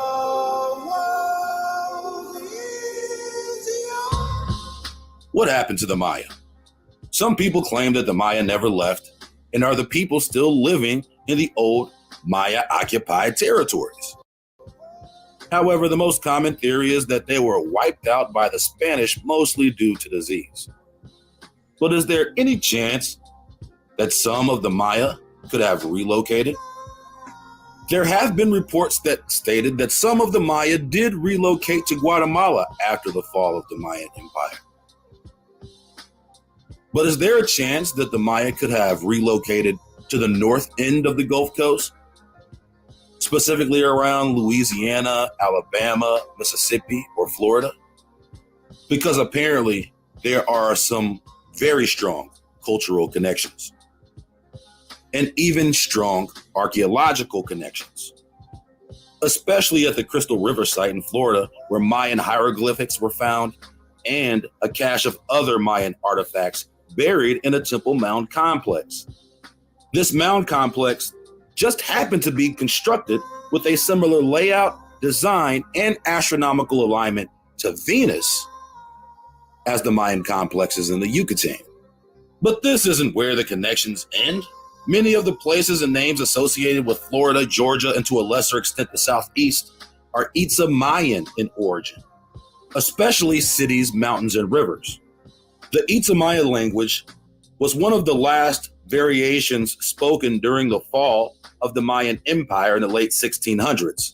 Itza Mayan words of places and names that may sound familiar are names like Tallahassee, Muskogee, Petiche, Okeechobee, Appalachie, Etowah, Catawba, Chickamauga, Tallulah. Any word with hoochie or hatchie is of Itza Mayan origin, meaning creek or shallow river.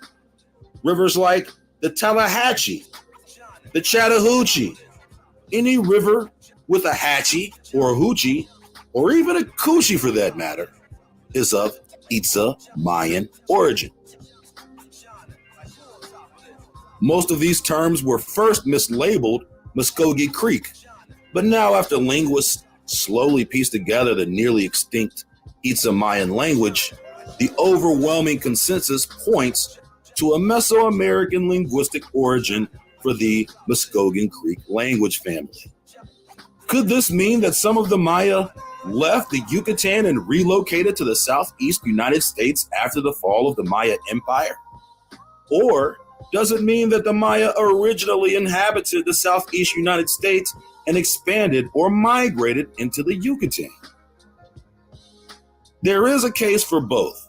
Remember in the Hidden Hand episode, we showed the connection between the Maya and the tribes as far north as the Pudd'nhead district in Indiana, while credibly showing the connection between the Maya and artifacts found in Georgia?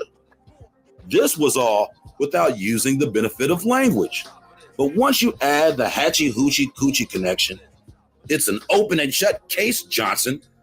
Obviously, these niggers broke into this country and started putting statues and figurines of themselves everywhere. Let's sprinkle some crack on them and get out of here. And if the Hatchie Hoochie Coochie Usa Kusa connection isn't strong enough, the Indians of Florida were called Maya before they were called anything else, like Seminole, for example. Some of the first Florida Indians on record to come into contact with Europeans were called the Mayaka, who occupy the area around Lake Okeechobee. Another Mayan word, which was previously called Lake Mayaco. But probably the most significant and overlooked connection, sitting right under our nose, is the most popular city in the state of Florida, Miami. Miami, whose etymological prefix is Maya, was named after the Miami Indians of Florida. The Miami Indians were named after who?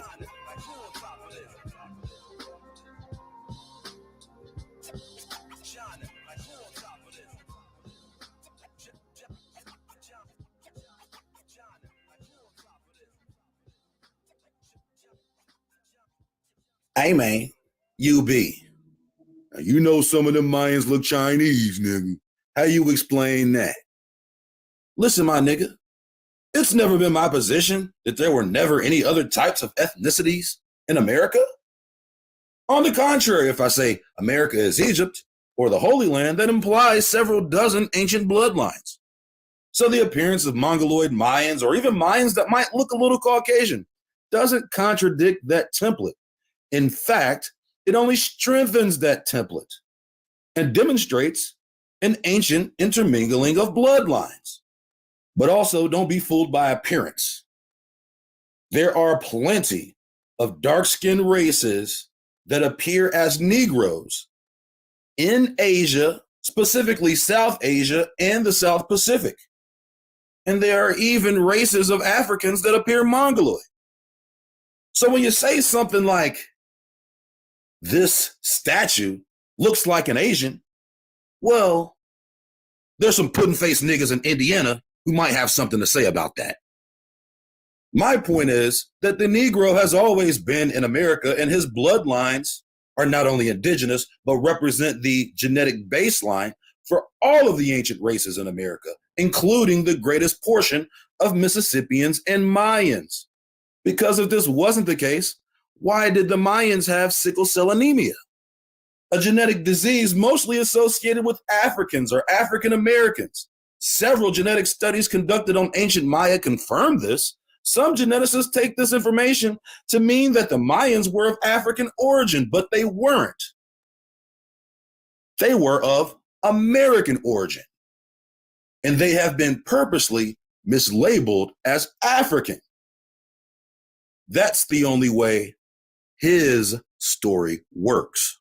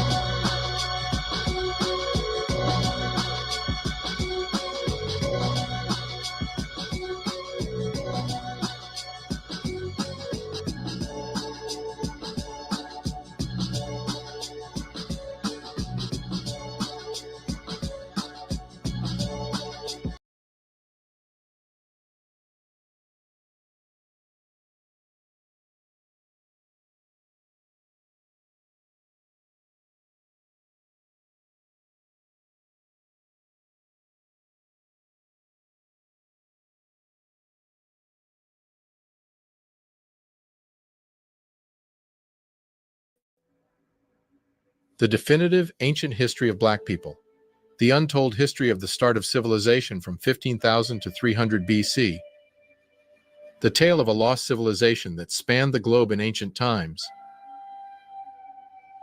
From the Natufians, ancient Sahara, Sumerian, Pelasgians, Ethiopians, Etruscans, early Greek, Egyptians, Chinese, Mesoamericans, Great Zimbabwe, and Nubians.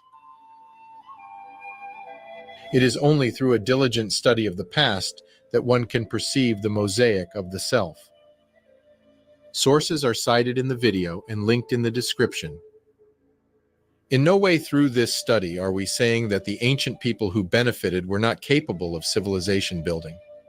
History shows that all people, given the right conditions, are. In this exercise, however, we must follow where the evidence takes us. We must listen to what the evidence says. The trails are loud and deafening, the research numerous, and physical and genetic evidence undeniable and still present till this day.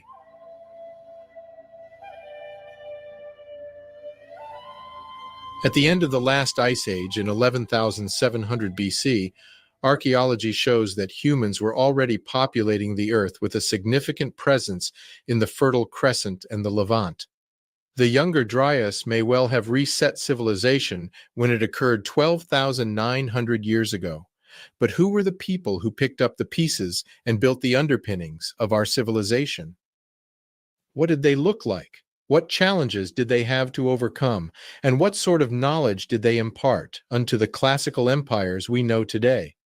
From agriculture to mathematics to religion, law, and order, humans started building ever more complex societies. This is the story of the people who civilized this latest instance of humanity. A people so advanced and so influential when compared to its contemporaries that it can only be described as Atlantean.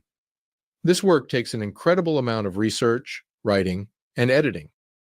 Give us a like and share our content on your social media. It's the only way the YouTube algorithm allows us to show our true history. It goes a long way to helping spread the truth about our often denied collective heritage.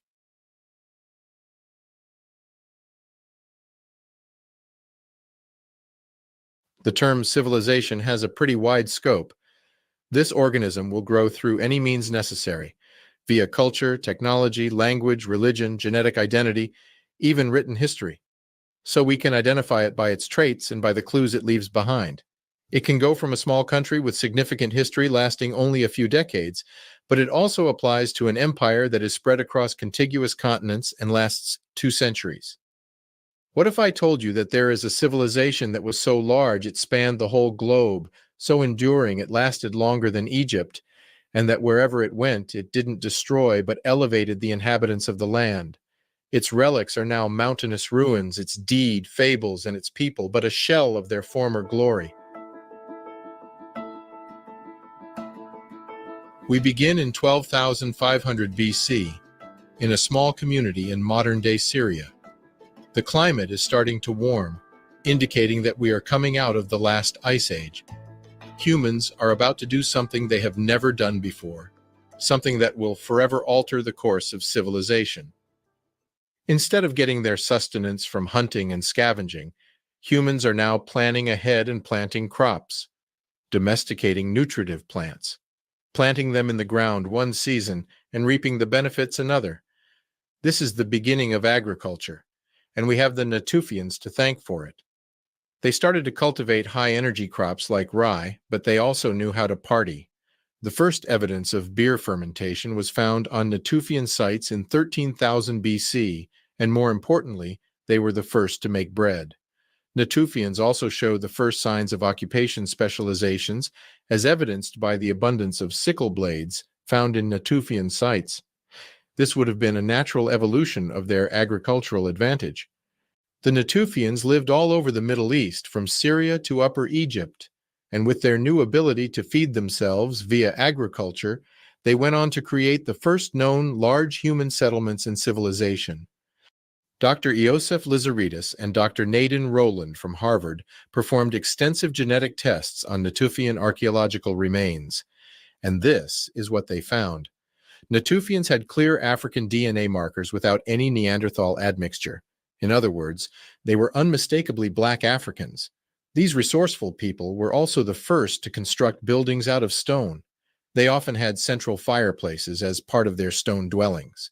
They buried their dead with their personal belongings. Dogs were often found in Natufian graves. This is very interesting as we find this cultural meme later on in the Nubian Kemetic civilization complex in an amplified representation. Of course, the invention of agriculture spread quickly throughout the Levant, and Natufians began to mix with populations that had Neanderthal ancestry in the northwest and east.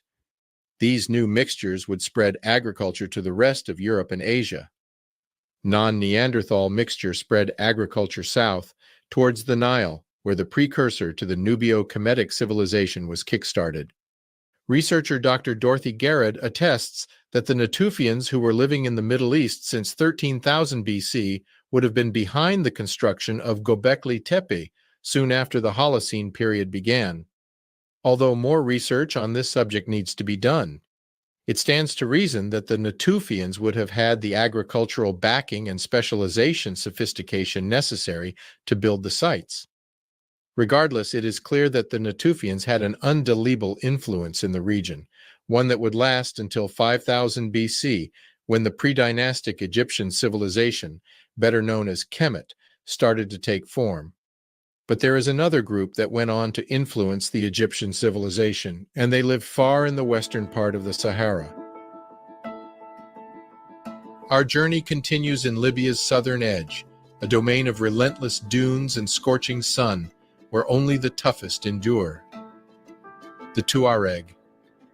Amidst this unforgiving land, the 1960s unveiled an astonishing find: the preserved remains of a young boy christened Ouan Muhujaj, hidden by rock formations bearing the same name. This discovery has enabled us to place the missing piece in Africa's ancient history and at the same time correct wrong assumptions about the people who lived in the region. One striking revelation pertained to the region's ancient inhabitants. In contemporary times, Libya is distinctively Middle Eastern.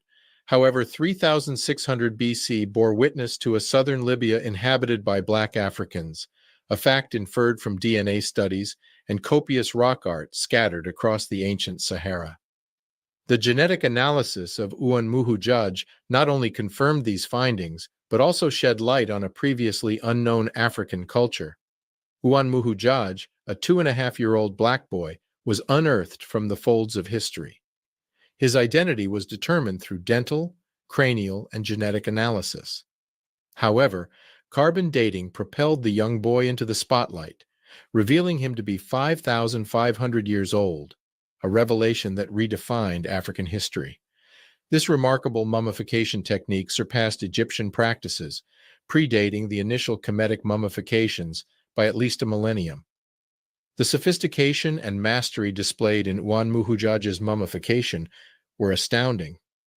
An examination showed the presence of preserved organic matter and an almost intact skeletal structure.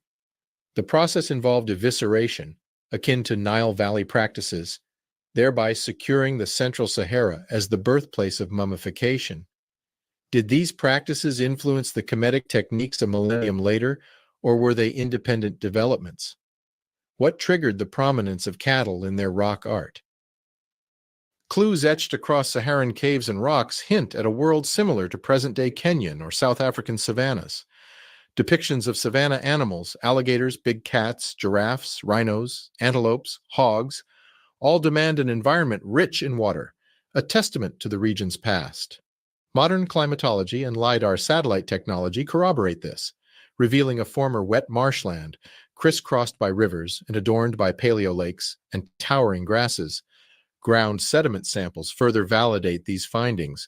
Domesticated animals, especially cattle, often take center stage in these ancient artworks, pointing towards early cattle worship predating even Kemetic traditions.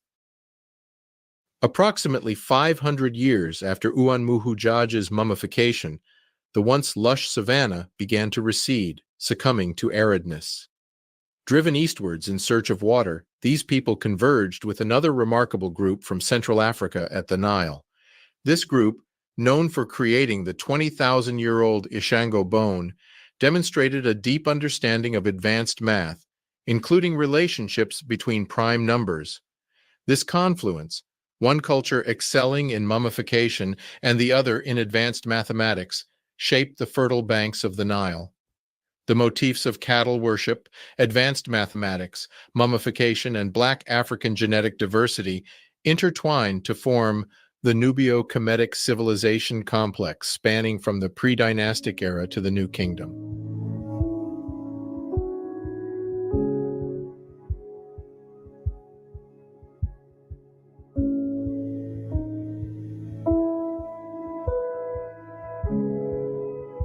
For the next major chapter in the history of civilization, we have to go to two locations in Africa. Between 7000 and 5000 BC, Africans started to go beyond the traditional abstraction of ideas by using cave drawings. They started to develop a convention for these concepts. This resulted in the first writing system ever used, called the Proto-Saharan script. Starting in Karga, modern-day Sudan, the script resembles later scripts also used throughout sub-Saharan Africa, especially in Sibidi. We now know that all the major writing scripts from Europe and Western Asia, Roman, Phoenicians, Greek, Latin, Arabic, Hebrew, and so many more, have their roots in African writing systems, specifically the Nubio-Kemetic hieroglyphics and hieratic. Furthermore, the use of the base 10 numbers system that we have today also stems from the Africans in Kemet. In fact, let me quote Dr. Paul Rincon on the origin of the Greek numerals, quote, "But one thing it seems the ancient Greeks did not invent was the counting system on which many of their greatest thinkers based their pioneering calculations. New research suggests the Greeks borrowed their system known as alphabetic numerals from the Egyptians and did not develop it themselves as was long believed," end quote.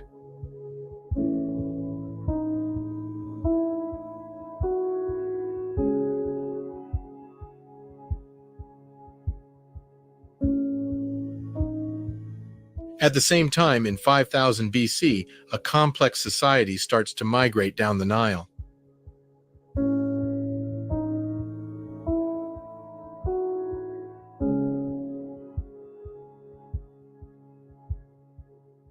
This society is very ancient and carries with it traditions dating back to 20,000 BC, where they were already doing complex mathematics. Dr. Chukwunyere Kamalu shows in his research paper on the Ashango bone that Africans were performing complex mathematical operations and had knowledge of prime numbers in 20,000 BC. Characteristics of this mathematical knowledge can still be found in African cultures today. Armed with the knowledge of mathematics and writing, the Africans started migrating down the Nile and developed an increasingly complex pre-Nubian civilization that we are now calling pre-dynastic Egypt. Egyptologists like to talk about Nubia and Egypt as if they were two separate civilizations, but in fact they were part of the same civilization complex and were inhabited by phenotypically and genetically identical populations. Today, we often speak of ancient Greece and Rome as Greco-Roman, given how close and intertwined these civilizations were. Well, Nubia and Kemet were far more homogeneous. This can also be contrasted with the latter Assyrian civilization, who, although neighboring Kemet, borrowed from it, but was never part of the Nubio-Kemetic civilization complex. Egyptians' murals repeatedly distinguish between European type, the Semitic type, and themselves, which they drew identically to those we call Nubians. The Nubio-Kemetic or Nubio-Egyptian civilization was so advanced and so influential that it radiated its knowledge, influence, and people in the surrounding region. Soon after it began, we start to see complex civilizations popping up all over the Levant and the Mediterranean. Many Egyptians, often called by the ancient the Ethiopians, to denote their very black skin and woolly hair, migrated to the four corners of the ancient world and spontaneously sparked civilizations. This, coupled with the fertility of the land uncovered by the warming climate of the Holocene in the Mediterranean basin, would engender large population centers with complex inherited knowledge from Kemet. Nevertheless, by 4000 BC, a little east from Kemet, the Sumerian civilization was starting to take root in the valley shaped by the Tigris and Euphrates. Here, I would be remiss if I didn't quote the historian Runoko Rashidi in his seminal paper on the origin of Sumer and Elam. Ancient Sumer, the biblical land of Shinar, modern Lower Mesopotamia, flourished in the 3rd millennium BC, covering the territorial expanse of the Tigris-Euphrates River Valley. Embracing the shores of the Persian Gulf, Sumer extended north to Akkad, a distance of about 320 miles, thus constituting southern Babylonia. The appellation Chaldea, frequently applied to the region, appears to have been introduced by the Assyrians in the 9th century BC. The designations Babylon, Babylonia, and Chaldea have been used extensively, particularly by 19th century scholars, in reference to the area now almost exclusively known as Sumer. Sumer appears to be the first major high culture of Western Asia. She bequeathed to her successor states a tradition of great achievement. Her many contributions to civilization are well known. Brilliant agriculturalists, the Sumerians built very sophisticated canals and reservoirs to irrigate their fields. They possessed both an advanced legal system and a well-developed knowledge of medicine, and were perhaps the ancient world's greatest astronomers. While these salient facts regarding Sumer's obvious cultural genius are well known, the important question of the racial composition of its population is generally glossed over. This apparent cloud concerning race, however, is very thin, and there is a substantial body of evidence in support of the position that the civilization of Sumer was the product of black migrations from Africa's Nile Valley. This is not to argue that ancient Sumer was exclusively peopled by blacks, or that the Africans were the only early ethnic entity in the area. Sumer was at the crossroads of Asia, Africa, and Europe, and over the millennia, there was a great deal of foreign intrusions and racial intermingling. In respect to Sumerian civilization, however, the black contribution was decisive and far overshadowed that of the later invaders. I would also like to quote John D. Baldwin in his book, Prehistoric Nations. It is now admitted that a people of the Kushite or Ethiopian race, sometimes called Hamites, were the first civilizers and builders throughout Western Asia, and they are traced by the remains of their language, their architecture, and the influence of their civilization on both shores of the Mediterranean, in eastern Africa and the Nile Valley, in Hindustan, and in the islands of the Indian Seas.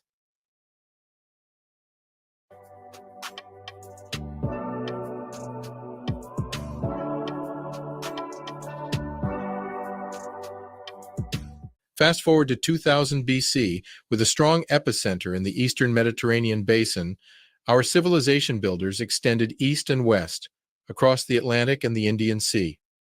In Mesoamerica, they sparked the Olmec civilization, the mother civilization to all following complex civilizations in the region, like the Aztecs and the Maya. Their influence is found in their architecture, writing, and many other cultural aspects that are mimicked on both sides of the Atlantic. In the 18th century, the French missionary Pierre Maillard documented the hieroglyphics used by the Mi'kmaq. They lived in the areas of the Great Lakes, next to the Canadian province called Quebec, north of New York State. After Maillard documented their glyphs, they remained relatively unimportant until the 1970s, when Barry Fell undertook a comparative study of these glyphs with their Egyptian counterpart. The similarities were so numerous they could not be attributed to chance. See for yourself.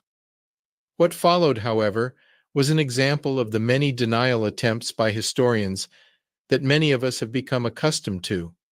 Historians did agree that the similarities were beyond what pure coincidence could explain. However, they dismissed the idea of Egyptians reaching the Americas as impossible, even though it has been well documented that Kemet had seaworthy ships. In fact, in 1970, Thor Heyerdahl conducted 2 expeditions, Ra 1 and Ra 2, to demonstrate that Kemetic boats were seaworthy. They successfully sailed from Morocco to Barbados in 52 days. That is 12 days faster than Amerigo Vespucci. The architecture of the temples and monuments is also remarkably similar to the Kemetus. Here is a little-known fact. The base of the Pyramid of the Sun is exactly the same as that of the Pyramid of Giza. Both have a base of 230 meters side, or 756 feet. This is remarkable, from the stone-built pyramids to the doorways and corbelled vault arches. These are not mere resemblances, but they carry signatures of the same methods of building and the same preference for materials. Both Egyptians and Mayan pyramids are built of limestones. Both cultures used pyramids as a burial place for their rulers, just like in Egypt. Even if the pyramids in the Giza complex were not built tombs, the majority of the 100 pyramids discovered to date in Egypt were tombs. All the pyramids in Nubia were also tombs. Other cultural and religious similarities can also be found. Both cultures had religious systems revolving around the sun god as the supreme deity, but they also had a book of the dead. The similarities also extend to how the Mayan measured time. Both Egyptian and Mayan calendars had a 365-day calendar without a leap year, referred to as the wandering year. Both calendars had their new years in July. In fact, the Mayan calendar can be seen as an inheritance from the Olmec calendar, also a 365-day calendar. And it doesn't stop there. Cranial deformation was also practiced in both cultures, especially the elites. In fact, it was practiced by all 3 major civilizations in Mesoamerica. Akhenaten and his son King Tut are both famous for having practiced cranial deformation. But this practice was also widespread in Olmec, Mayan, and Aztec civilizations. The victory scenes from both cultures are virtually identical. See the depiction of the Narmer palette and scenes from the Aztec Codex. One of the most telling similarities between both these cultures is rooted in how they decided to record information. Could it be that their writings share some similarities? The similarities between Mayan and Egyptian hieroglyphs just cannot be attributed to chance. Both use phonograms followed by ideograms to relate meaning. These are pretty much the only languages in history to do so. The odds of that happening independently, randomly, and within the same time period is astronomically impossible. When you add all the other similarities, the conclusion becomes obvious. Just for context, other independently developed writing systems in the world look nothing like hieroglyphics. From this seeding, Mesoamerica grew, while maintaining contact with Africa all the way until the arrival of Columbus. But on the other side of Africa, far to the east, the Africans seeded yet another civilization, one that lasts till this day. And the signs can be seen in the key pillars of their culture, from their writing to their religion, architecture, and their philosophy.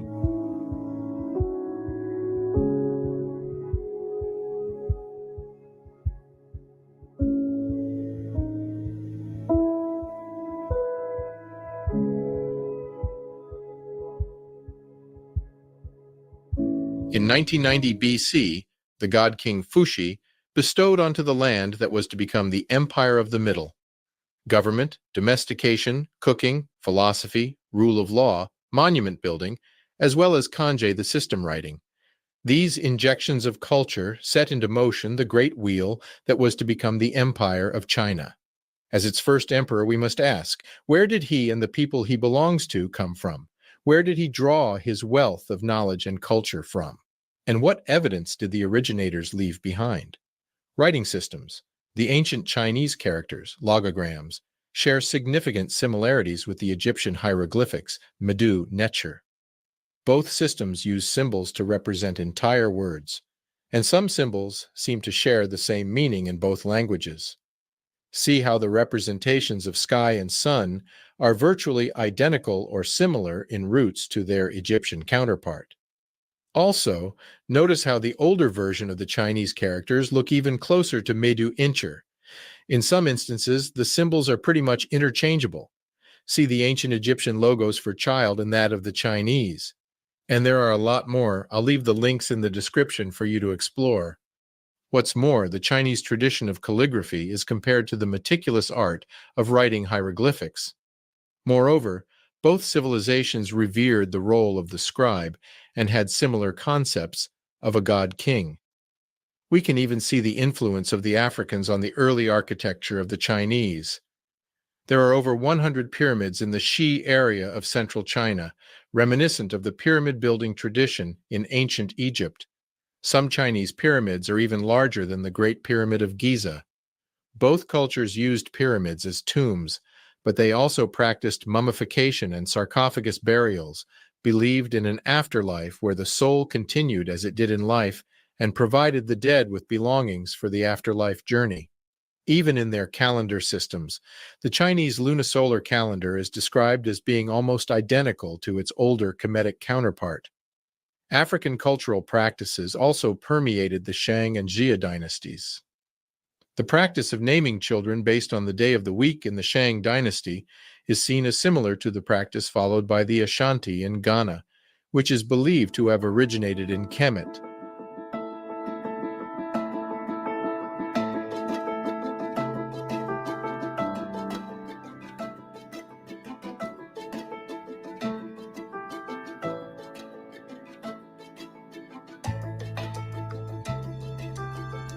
Rome is indebted to the Etruscans in the same way the Greek took almost all aspects of their civilization from Kemet, Egypt. The Etruscans lived between 800 and 300 BC in northern Italy. The Romans inherited the core elements of their civilization from the Etruscans. Before being displaced by the Romans, the Etruscans had already set the basis for the religion, art, and architecture that Rome would inherit. But it doesn't stop there. The Etruscans were known for their engineering prowess, particularly in the construction of roads and aqueducts, and the Romans adopted many of their engineering techniques, such as the use of drainage systems and underground tunnels. Even their writing system was the basis for the Roman alphabet. Unlike the Romans, the Etruscans were peaceful, but they were very technologically advanced. So who were these people that gave civilization to the Romans? And what did they look like? In his 2013 book, Black Origins of Ancient Rome, the German author Gert Müller explains how the black descendants of Kemet, ancient Egypt, created the sophisticated Etruscan civilization. Archaeological and genetic evidence shows that the Black Etruscans were eventually displaced by the invading Romans, who inherited their technology and science. Described as dark-skinned Africans, the Etruscans venerated the African sun god Ra from Kemet, Egypt, and even had Egyptian-like tombs. The Etruscans were so advanced that even their sewage waterworks are a marvel of engineering surviving till this day. The Romans would eventually grow to conquer the whole of the Mediterranean basin before collapsing in the 5th century AD.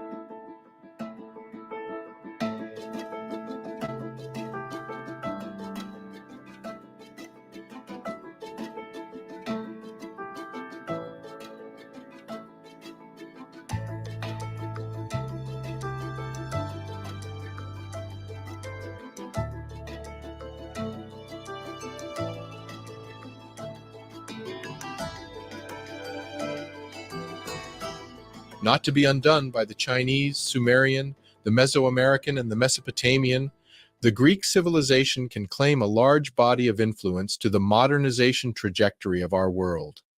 Often overstated, Greek contribution should, however, be looked at within the context of those who taught them language, writing, art, science, and religion. Not once, but many times over. Yet still, the classical view of the Aegean civilization goes as follows. The earliest known civilization in Greece was the Minoan civilization, which emerged on the island of Crete around 2700 BCE. The Mycenaean civilization followed, beginning around 1600 BCE and lasting until around 1100 BCE.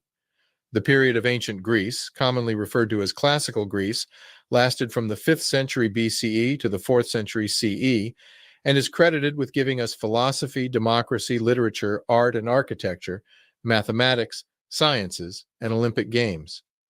This is the narrative that we have all been taught.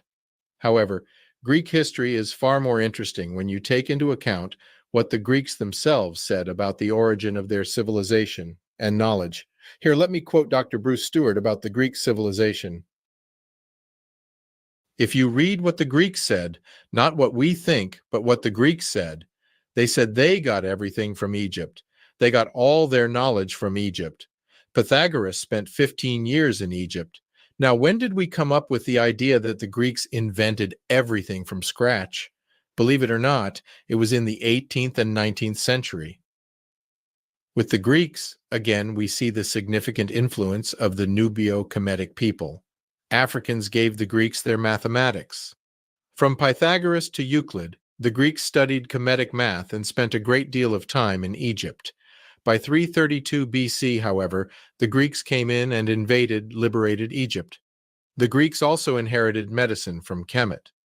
Back in 2600 BC, the polymath Imhotep was already studying medicine and produced a number of medical texts at least 2 millennia before Hippocrates. Nonetheless, it was the Greek, and later on the Arabs, who we have to thank for sharing these key sciences to our modern civilization. Back in the comfort of our modern civilization, we often forget how ancient medicine ineffective until the scientific method was applied to it by Imhotep. This was reflected by the fact that the ancient Egyptian had a significantly longer life expectancy compared to their contemporaries. With this longer life and more time on their hands, the Egyptians engaged in all sorts of leisure activities, including board games and Olympics, both of which they also taught to the Greeks. In fact, these mural paintings describe well some of the popular sports from Kemet. As early as 3000 BC, people from Kemet were participating in the Heb-Sed festival, where the reign of the pharaoh was celebrated with competitive sports. The pharaoh even participated in one of the races to show he was still fit. This gift of civilization to the Greeks by the Africans had to be repeated a number of times, as Greek civilization collapsed more than once. In the late Bronze Age, 1200 BC, the Mycenaean culture collapsed. The Egyptians from Kemet then reintroduced all concepts of civilization to the region.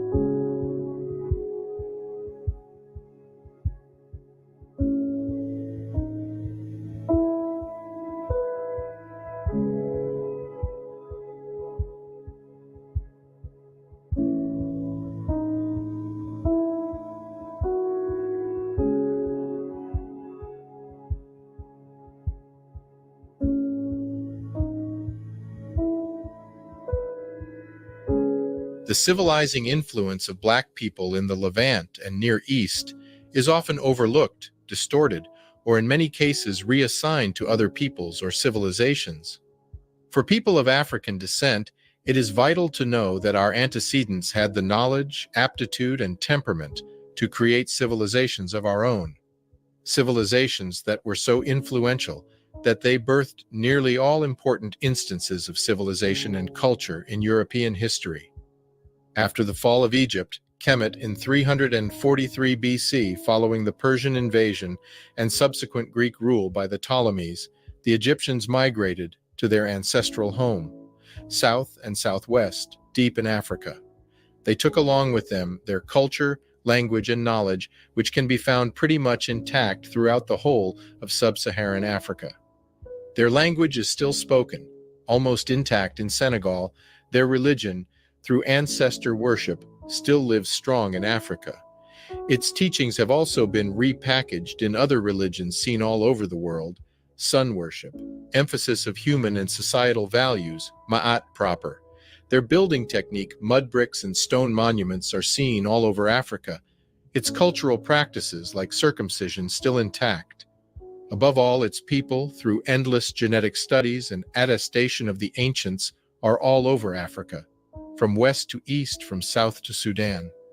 As Africa and its descendants all over the world are experiencing a second renaissance, the echoes of their previous deeds and their previous contributions will guide its new dawn.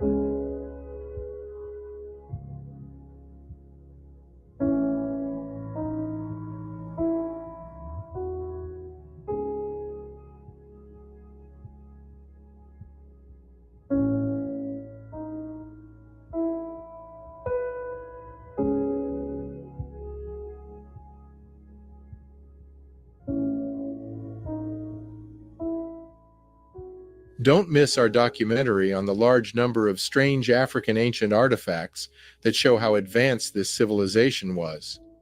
Also watch episode 22 on the fallacies of human evolution and the exaggeration of Neanderthal.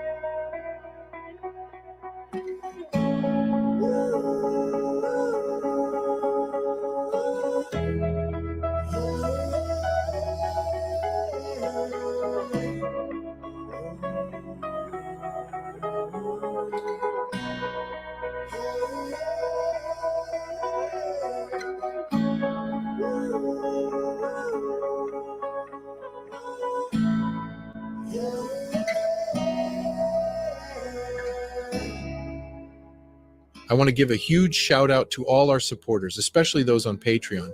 Your support enables us to keep going. If you liked this long format, drop us a like. Above all, say so in the comment. We hear a lot about the negative voices, but it warms our hearts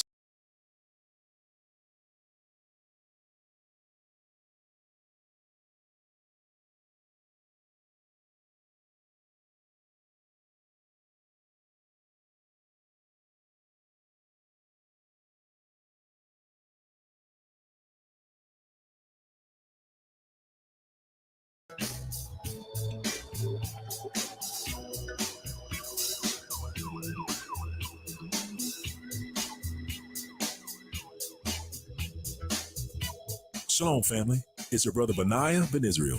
And can I tell you something? This is something epic. The first of its kind. A monumental event of historical proportions. You see, the African Israelite Justice Foundation is hosting an event in Charleston, South Carolina, November the 15th through the 17th, called the My History, My Heritage Empowerment Summit, in partnership with Gullah Geechee Tours, to provide a once-in-a-lifetime conference experience.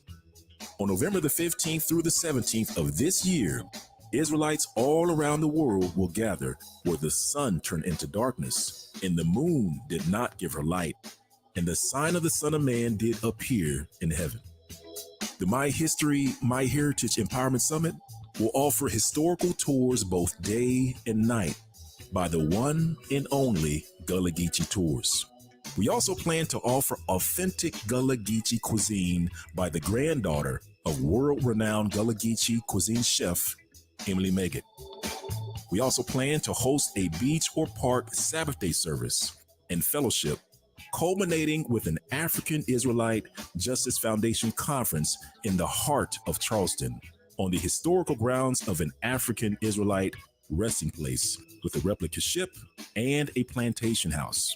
You see, to know where you're going, you have to know where you've been and learn how we can repair the breaches in the walls of Jerusalem together and help defend our heritage, our history, and by the grace and mercy of the Most High Yah, be empowered to victory. Hallelujah.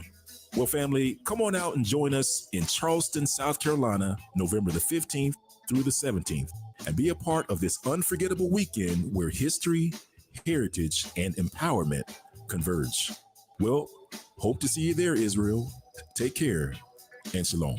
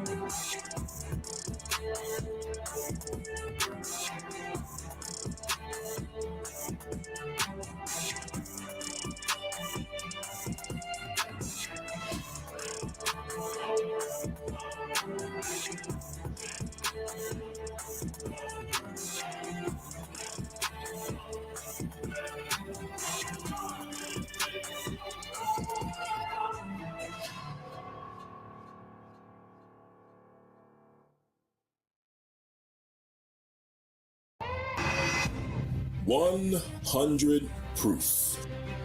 The Negro. They cut off his fingers and thumbs if they caught him reading those old books. After all, those books revealed his true identity. And they couldn't have him learning that now, could they? How else could they justify his persecution, torment, and murder? by the hands of the church, by the hands of the Christians. The church openly persecuted the children of Israel. In fact, they persecuted none other than the royal house of Judah.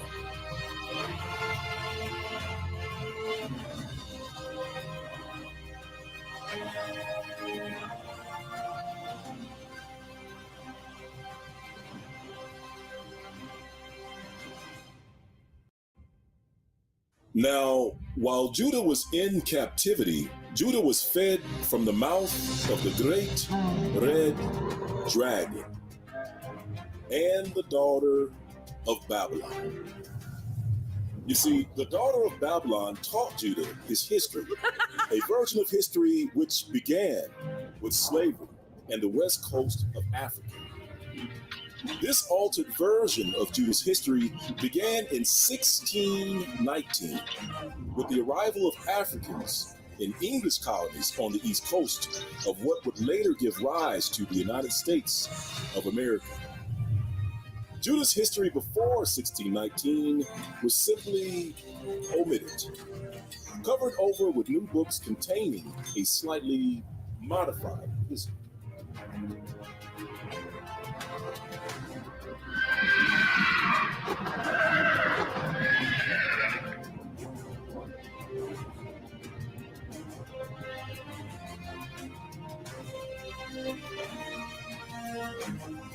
To cover up this truth, modern-day books occasionally omit key parts of quotes which describe the Jews as Negro or Black, often by using well-placed ellipses to hide the truth. We can even find modern books deleting entire paragraphs which describe the Jews as being placed on West and Central Africa in great numbers and then sold into slavery. We can also find modern books acknowledging the common understanding of Jews being Black during the Middle Ages, only to propose their Blackness as being metaphorical. Family. These are just some of the discrepancies found in contemporary books and reasons why you should go directly to the source and read it for yourselves.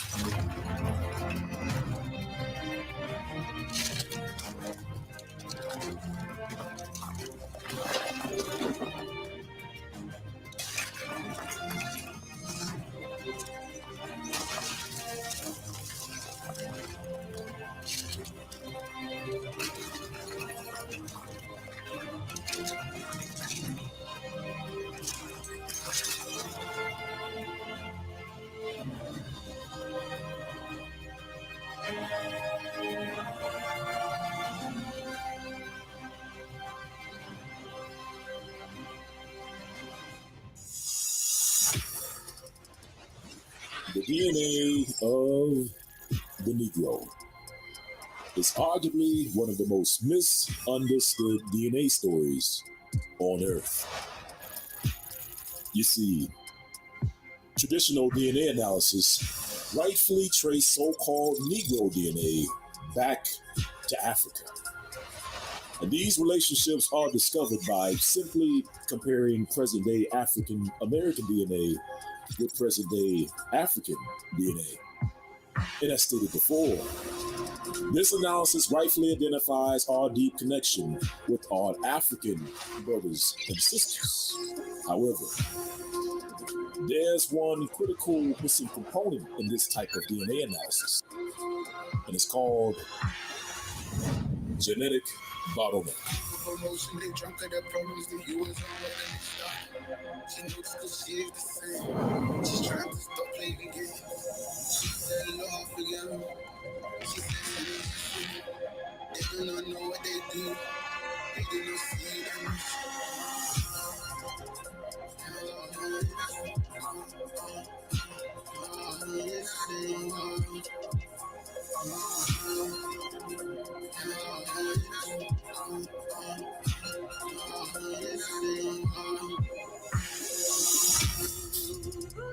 You see, a genetic bottleneck event occurs when a catastrophic event of such magnitude of such destruction that it wipes out or greatly reduces an entire population.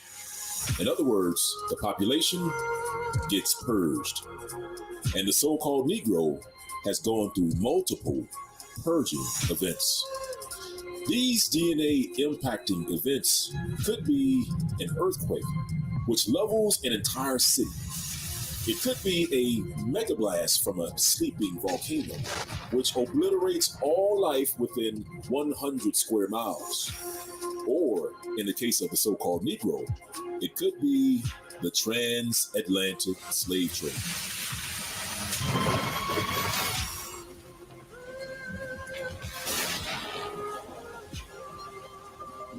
Which murdered and displaced millions of people around the world over hundreds of years.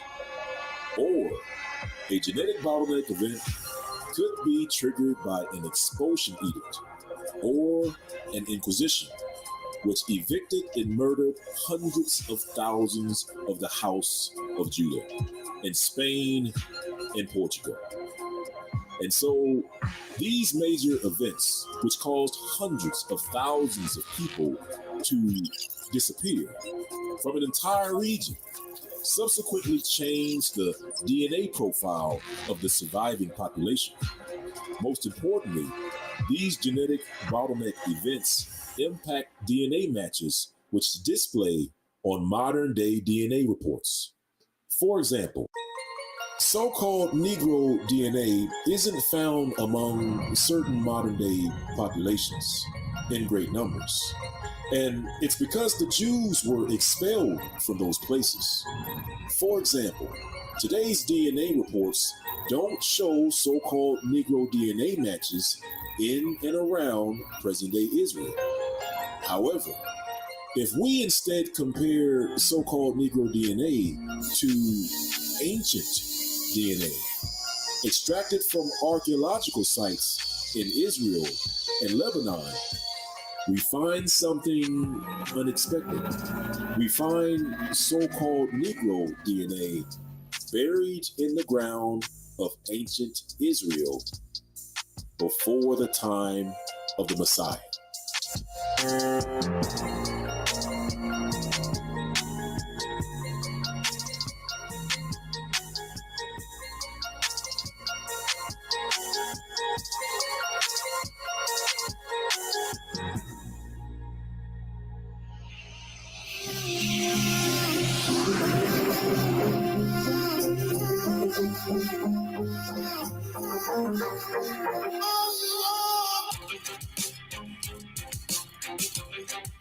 Beirut, Lebanon. These ancient archaeological dig sites date back as far as 800 BC. Here, archaeologists discovered the remains of multiple people who lived in ancient Lebanon. These ancient remains are assigned ID numbers and dates. In this particular archaeological site in Beirut, Lebanon, we examined one of the DNA samples collected from an ancient grave site. DNA from this ancient individual is labeled SFI-43. This particular individual lived approximately 567 to 404 BC.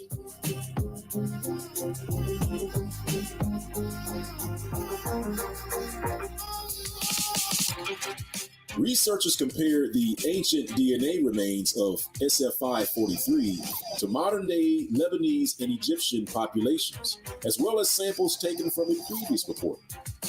They discovered something shocking.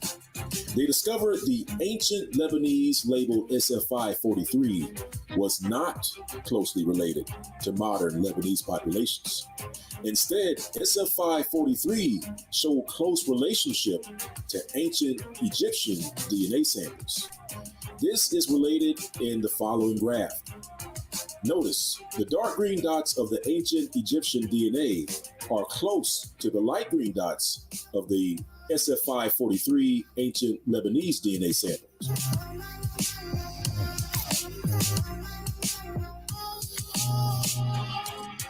The same findings were illustrated in yet another graph.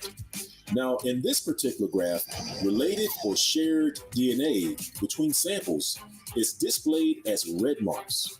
Now notice SFI43 shows red related marks when compared to the ancient Egyptian DNA samples.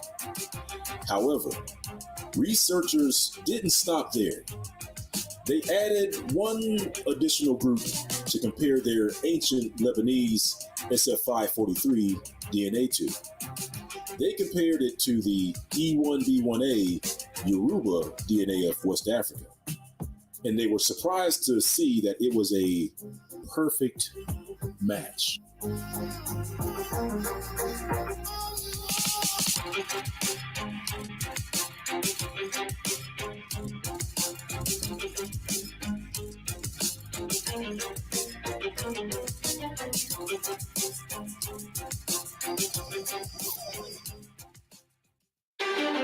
Negroes in Israel before the time of the Messiah. And it's not like we're just finding one person in these ancient sites. In research reports, we find the DNA of our African American queens listed as L0 and L3. That's the DNA of Negroes. And it can only mean one thing.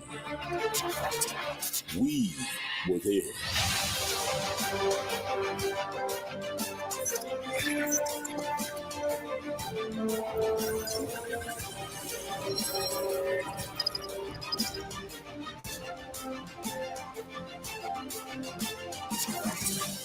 Ancient DNA which matched the Yoruba of West Africa.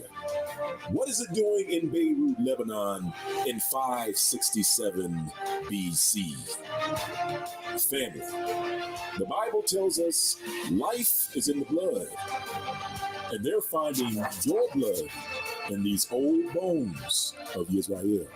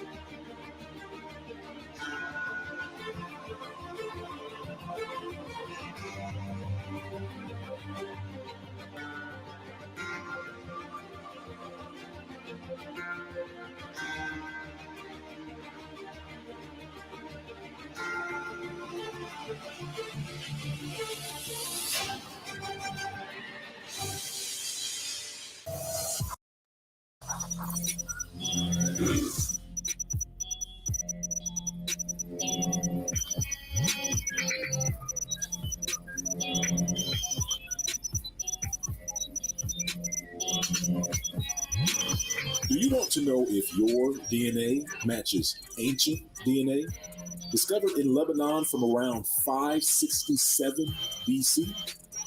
Well, if you've taken DNA tests with companies such as Ancestry DNA or 23andMe, you can download your DNA data from those companies and upload your data to mytrueancestry.com.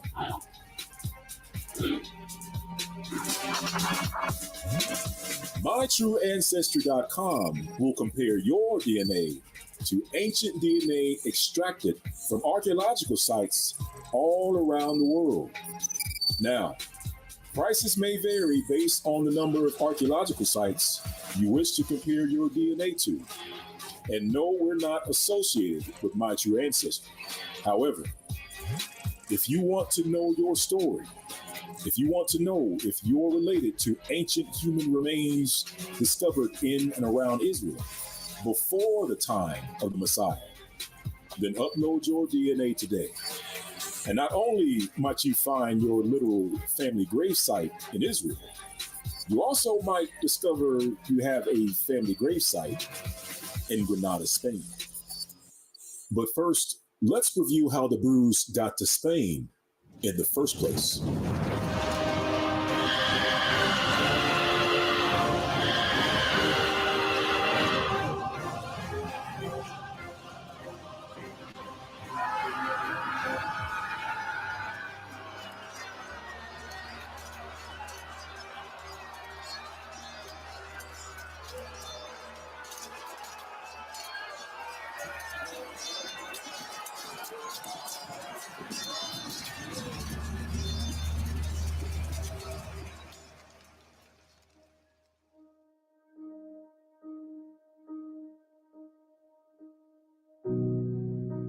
It was indeed the beginning of the time of the Gentiles. The descendants of Rome burned the Most High Yah's holy city to the ground. Nothing was spared, and not one stone was left upon another. The blood of Judah and Jerusalem ran through the streets.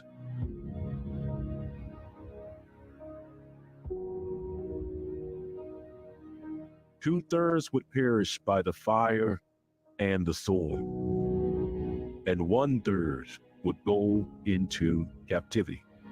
As spoken by Hamashiach, the prophecy had come to pass.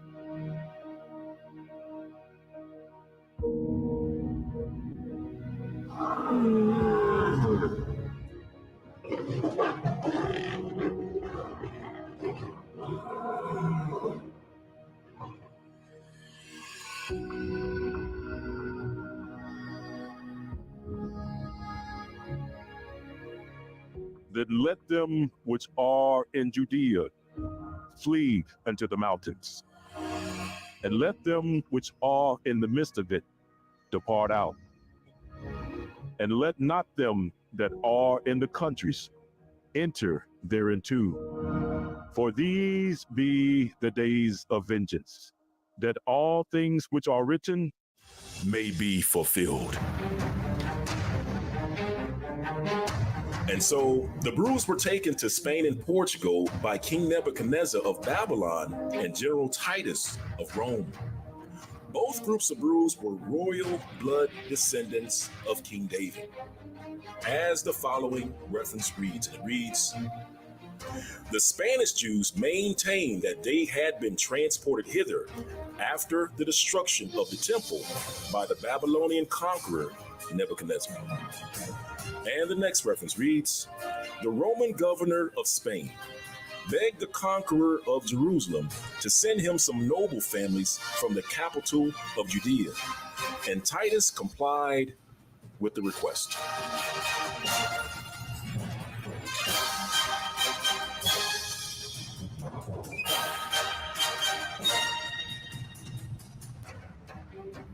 So we see the footsteps of the sons of King David made its way to Spain and Portugal, where they lived for over 1,000 years.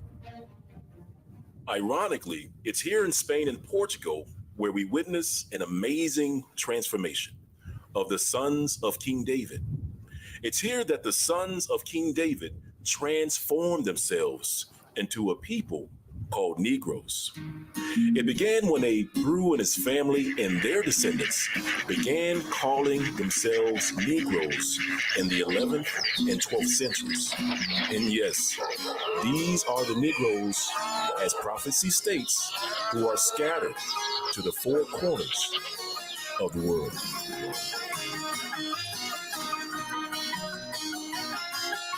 Make way for the blues, make way. The royal blues coming through today. Sons of the weak, both of them. Coalition for community, be ready and open. Let the Papa say what this wicked world decrees of people trodden down, who they always want to keep a name. But the time has come for all those in the world to see the chains being broken. Spirit, mind, soul set free. A Negro, a Negro. I said, come on, what's that to my Negroes? Praise the Most High, cause we's about to go. Once they found out more about these Negroes, said a Negro, a Negro. I said, come on, what's that to my Negroes? Negroes. Praise the Most High 'cause we survived to go. Once they found out more about these Negroes. In 1492, Ferdinand and Isabella issued an edict to expel the Jews. They were banished from Portugal and Spain, and for their faith they were treated inhumane. This kicked off the Atlantic slave trade. Our history they try to erase. This fulfilled Deuteronomy 28. Every single curse is black Hebrews living every day. We are hidden Hebrews in every nation. We are hidden Hebrews in every nation. And now, let's review what we've learned so far. Let's review how to properly research Negro DNA. If you want to find DNA of the so-called Negro in ancient Israel and the Middle East, look at the old bones. Or if you want to find DNA of the so-called Negroes in Spain and Portugal, look at the old bones and compare your DNA to the ancient DNA extracted from archaeological sites from around the world.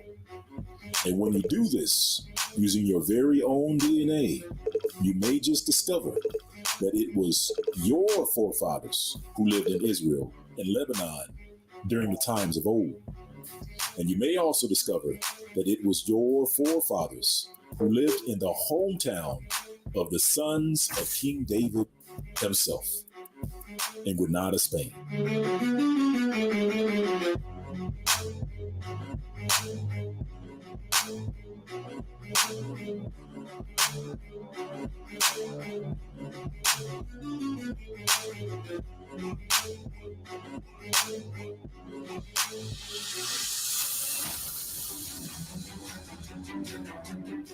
Granada, Spain, was considered the hometown of the sons of King David. In fact, it was their second place of residence after first settling in Seville, Spain.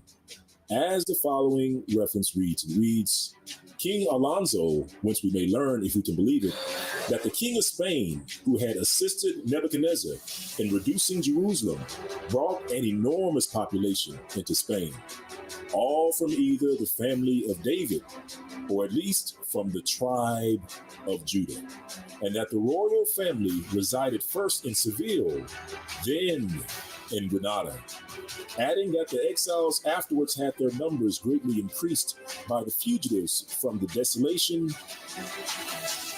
of the Second Temple.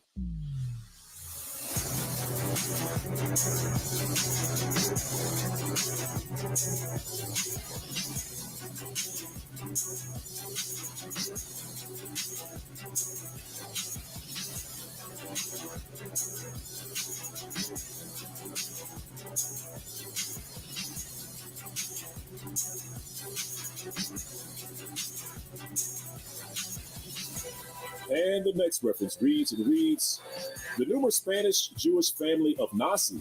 Now keep in mind that Nasi is an alternate name for Yaya Negro. So it reads, Nasi, or Yaya Negro, also traced back its pedigree to King David and proved it by means of a genealogical table and seals. Skipping ahead, a family tradition runs to the effect that the Roman governor of Spain begged the conqueror of Jerusalem to send him some noble families from the capital of Judea, and that Titus complied with the request.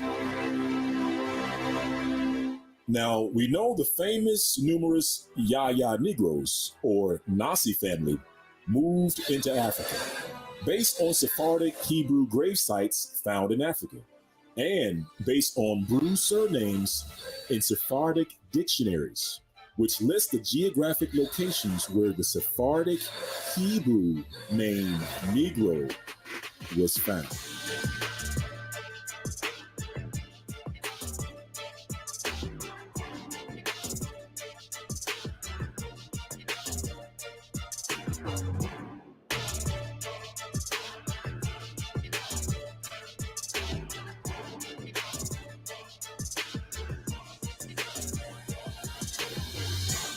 Why were the sons of King David living in Granada, Spain? What was so special about that particular city? Perhaps it was because the city of Granada was given solely to the Bruce by the Muslims. In fact, Granada was called Jews' town, as the following reference reads. And reads, Granada was entrusted to the Jews alone.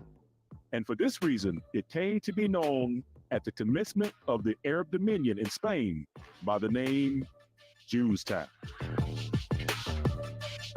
And today, we have African Americans matching the old bones, the ancient DNA extracted from Jamestown, from an archaeological site which dates to around 950 AD, during the early years of the Arab Dominion in Spain, in the hometown of the sons of King David. Family, did you see what happens when you combine your history with your DNA? Well, let's see how you can use your very own DNA to prove you are Judah. When reviewing your DNA, you need to be familiar with history. If old references state that large numbers of Jews were sent to Africa, then we should expect a large part of your DNA to match modern-day African populations. As the following reference reads, Barbert states that in the reign of King John II, and about the close of the 15th century, large numbers of Jews were expelled from Portugal and taken to the coast of southern Guinea. And the next reference reads, the first design of settling there, it was in the year of 1486, but perceiving how many perished in the attempt, and that they could better agree with the continent on the coast of Guinea, it was resolved by King John II of Portugal that all the Jews within his dominion, which were vastly numerous, should be obliged to receive baptism, or upon refusal be transported to the coast of southern Guinea. And the next reference reads, King John II in 1492 expelled all the Jews to the island of St. Thomas, which had been discovered in 1471, and to other Portuguese settlements on the continent of Africa. And from these banished Jews, the Black Portuguese, as they are called, and the Jews in Luango, who are despised even by the very Negroes, are descended. And so, with large numbers of Jews fleeing to Africa, we should expect a large percentage of our DNA to match places in Africa. In fact, so-called African American DNA, E1B1A, is predominantly found in high concentrations in Africa in just 2 places. That's right, family. And the first place of high concentration of African American DNA is found in the place where the Portuguese Jews lived, in great numbers.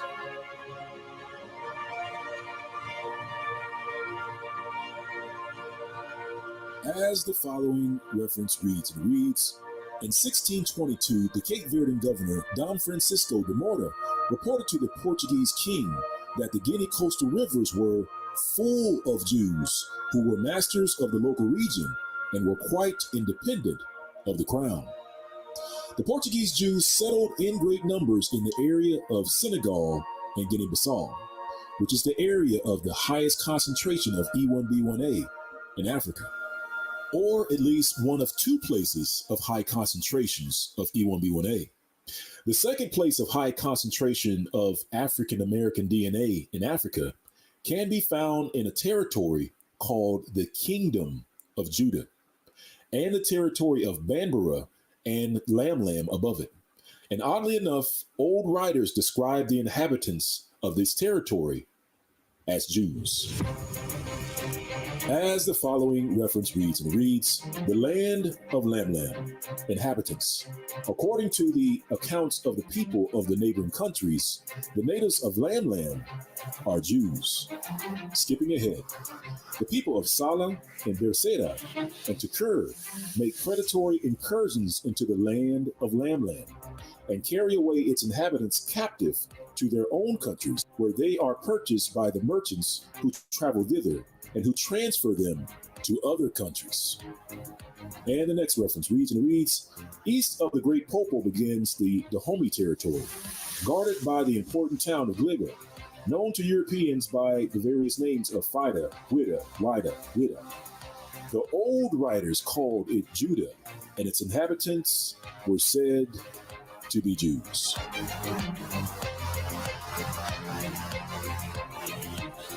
And as stated before, the highest concentration of so-called African American DNA is found in places where the Portuguese settled and the Kingdom of Judah.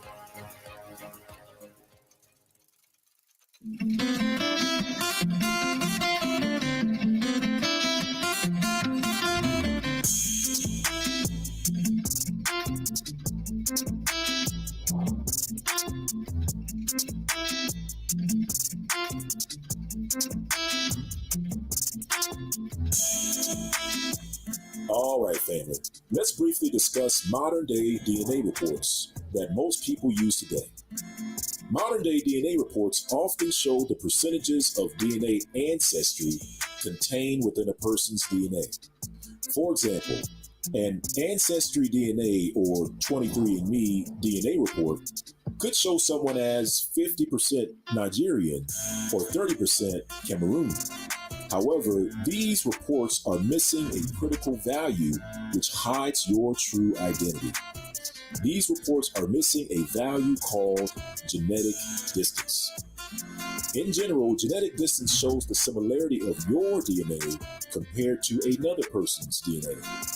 The lower the genetic distance value, the more similar the two DNA samples are. For example, a mother and a daughter would have an extremely low genetic distance value compared to a mother and a distant cousin. The lower the genetic distance value, the better. A company named GEDmatch provides these types of genetic distance reports.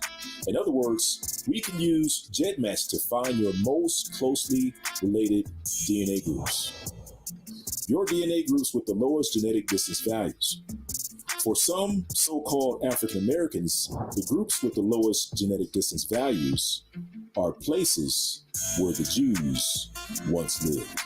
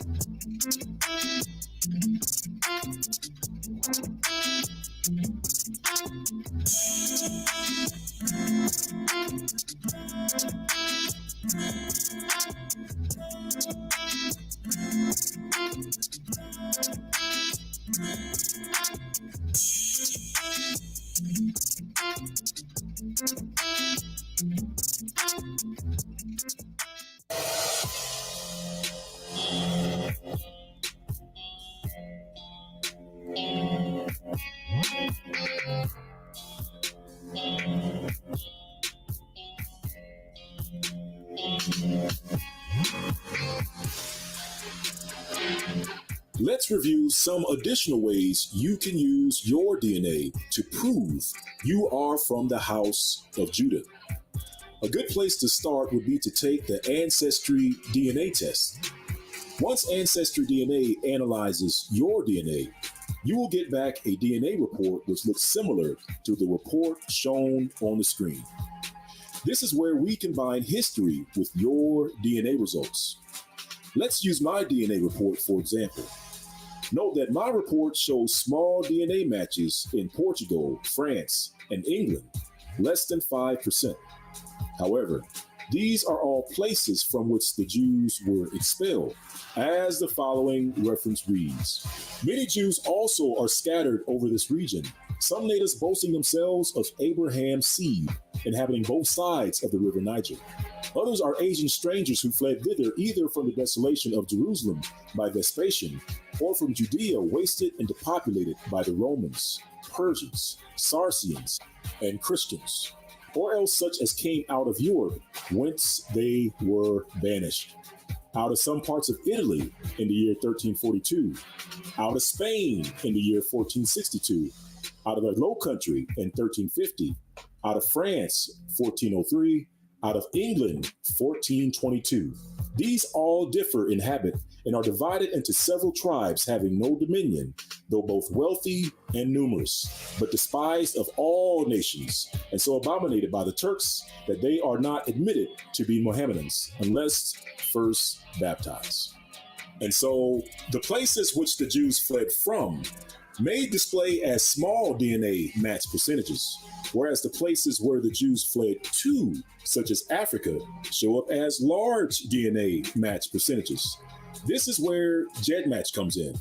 We can use GEDmatch to find your DNA groups with the lowest genetic distance value, which identifies the DNA mixed groups you are most closely related to. In other words, GEDmatch can confirm if you indeed have Portuguese, Spanish, English, or French DNA, as confirmed on my GEDmatch genetic distance report. History. The sons of King David's hometown was Granada, Spain, during the Arab Dominion.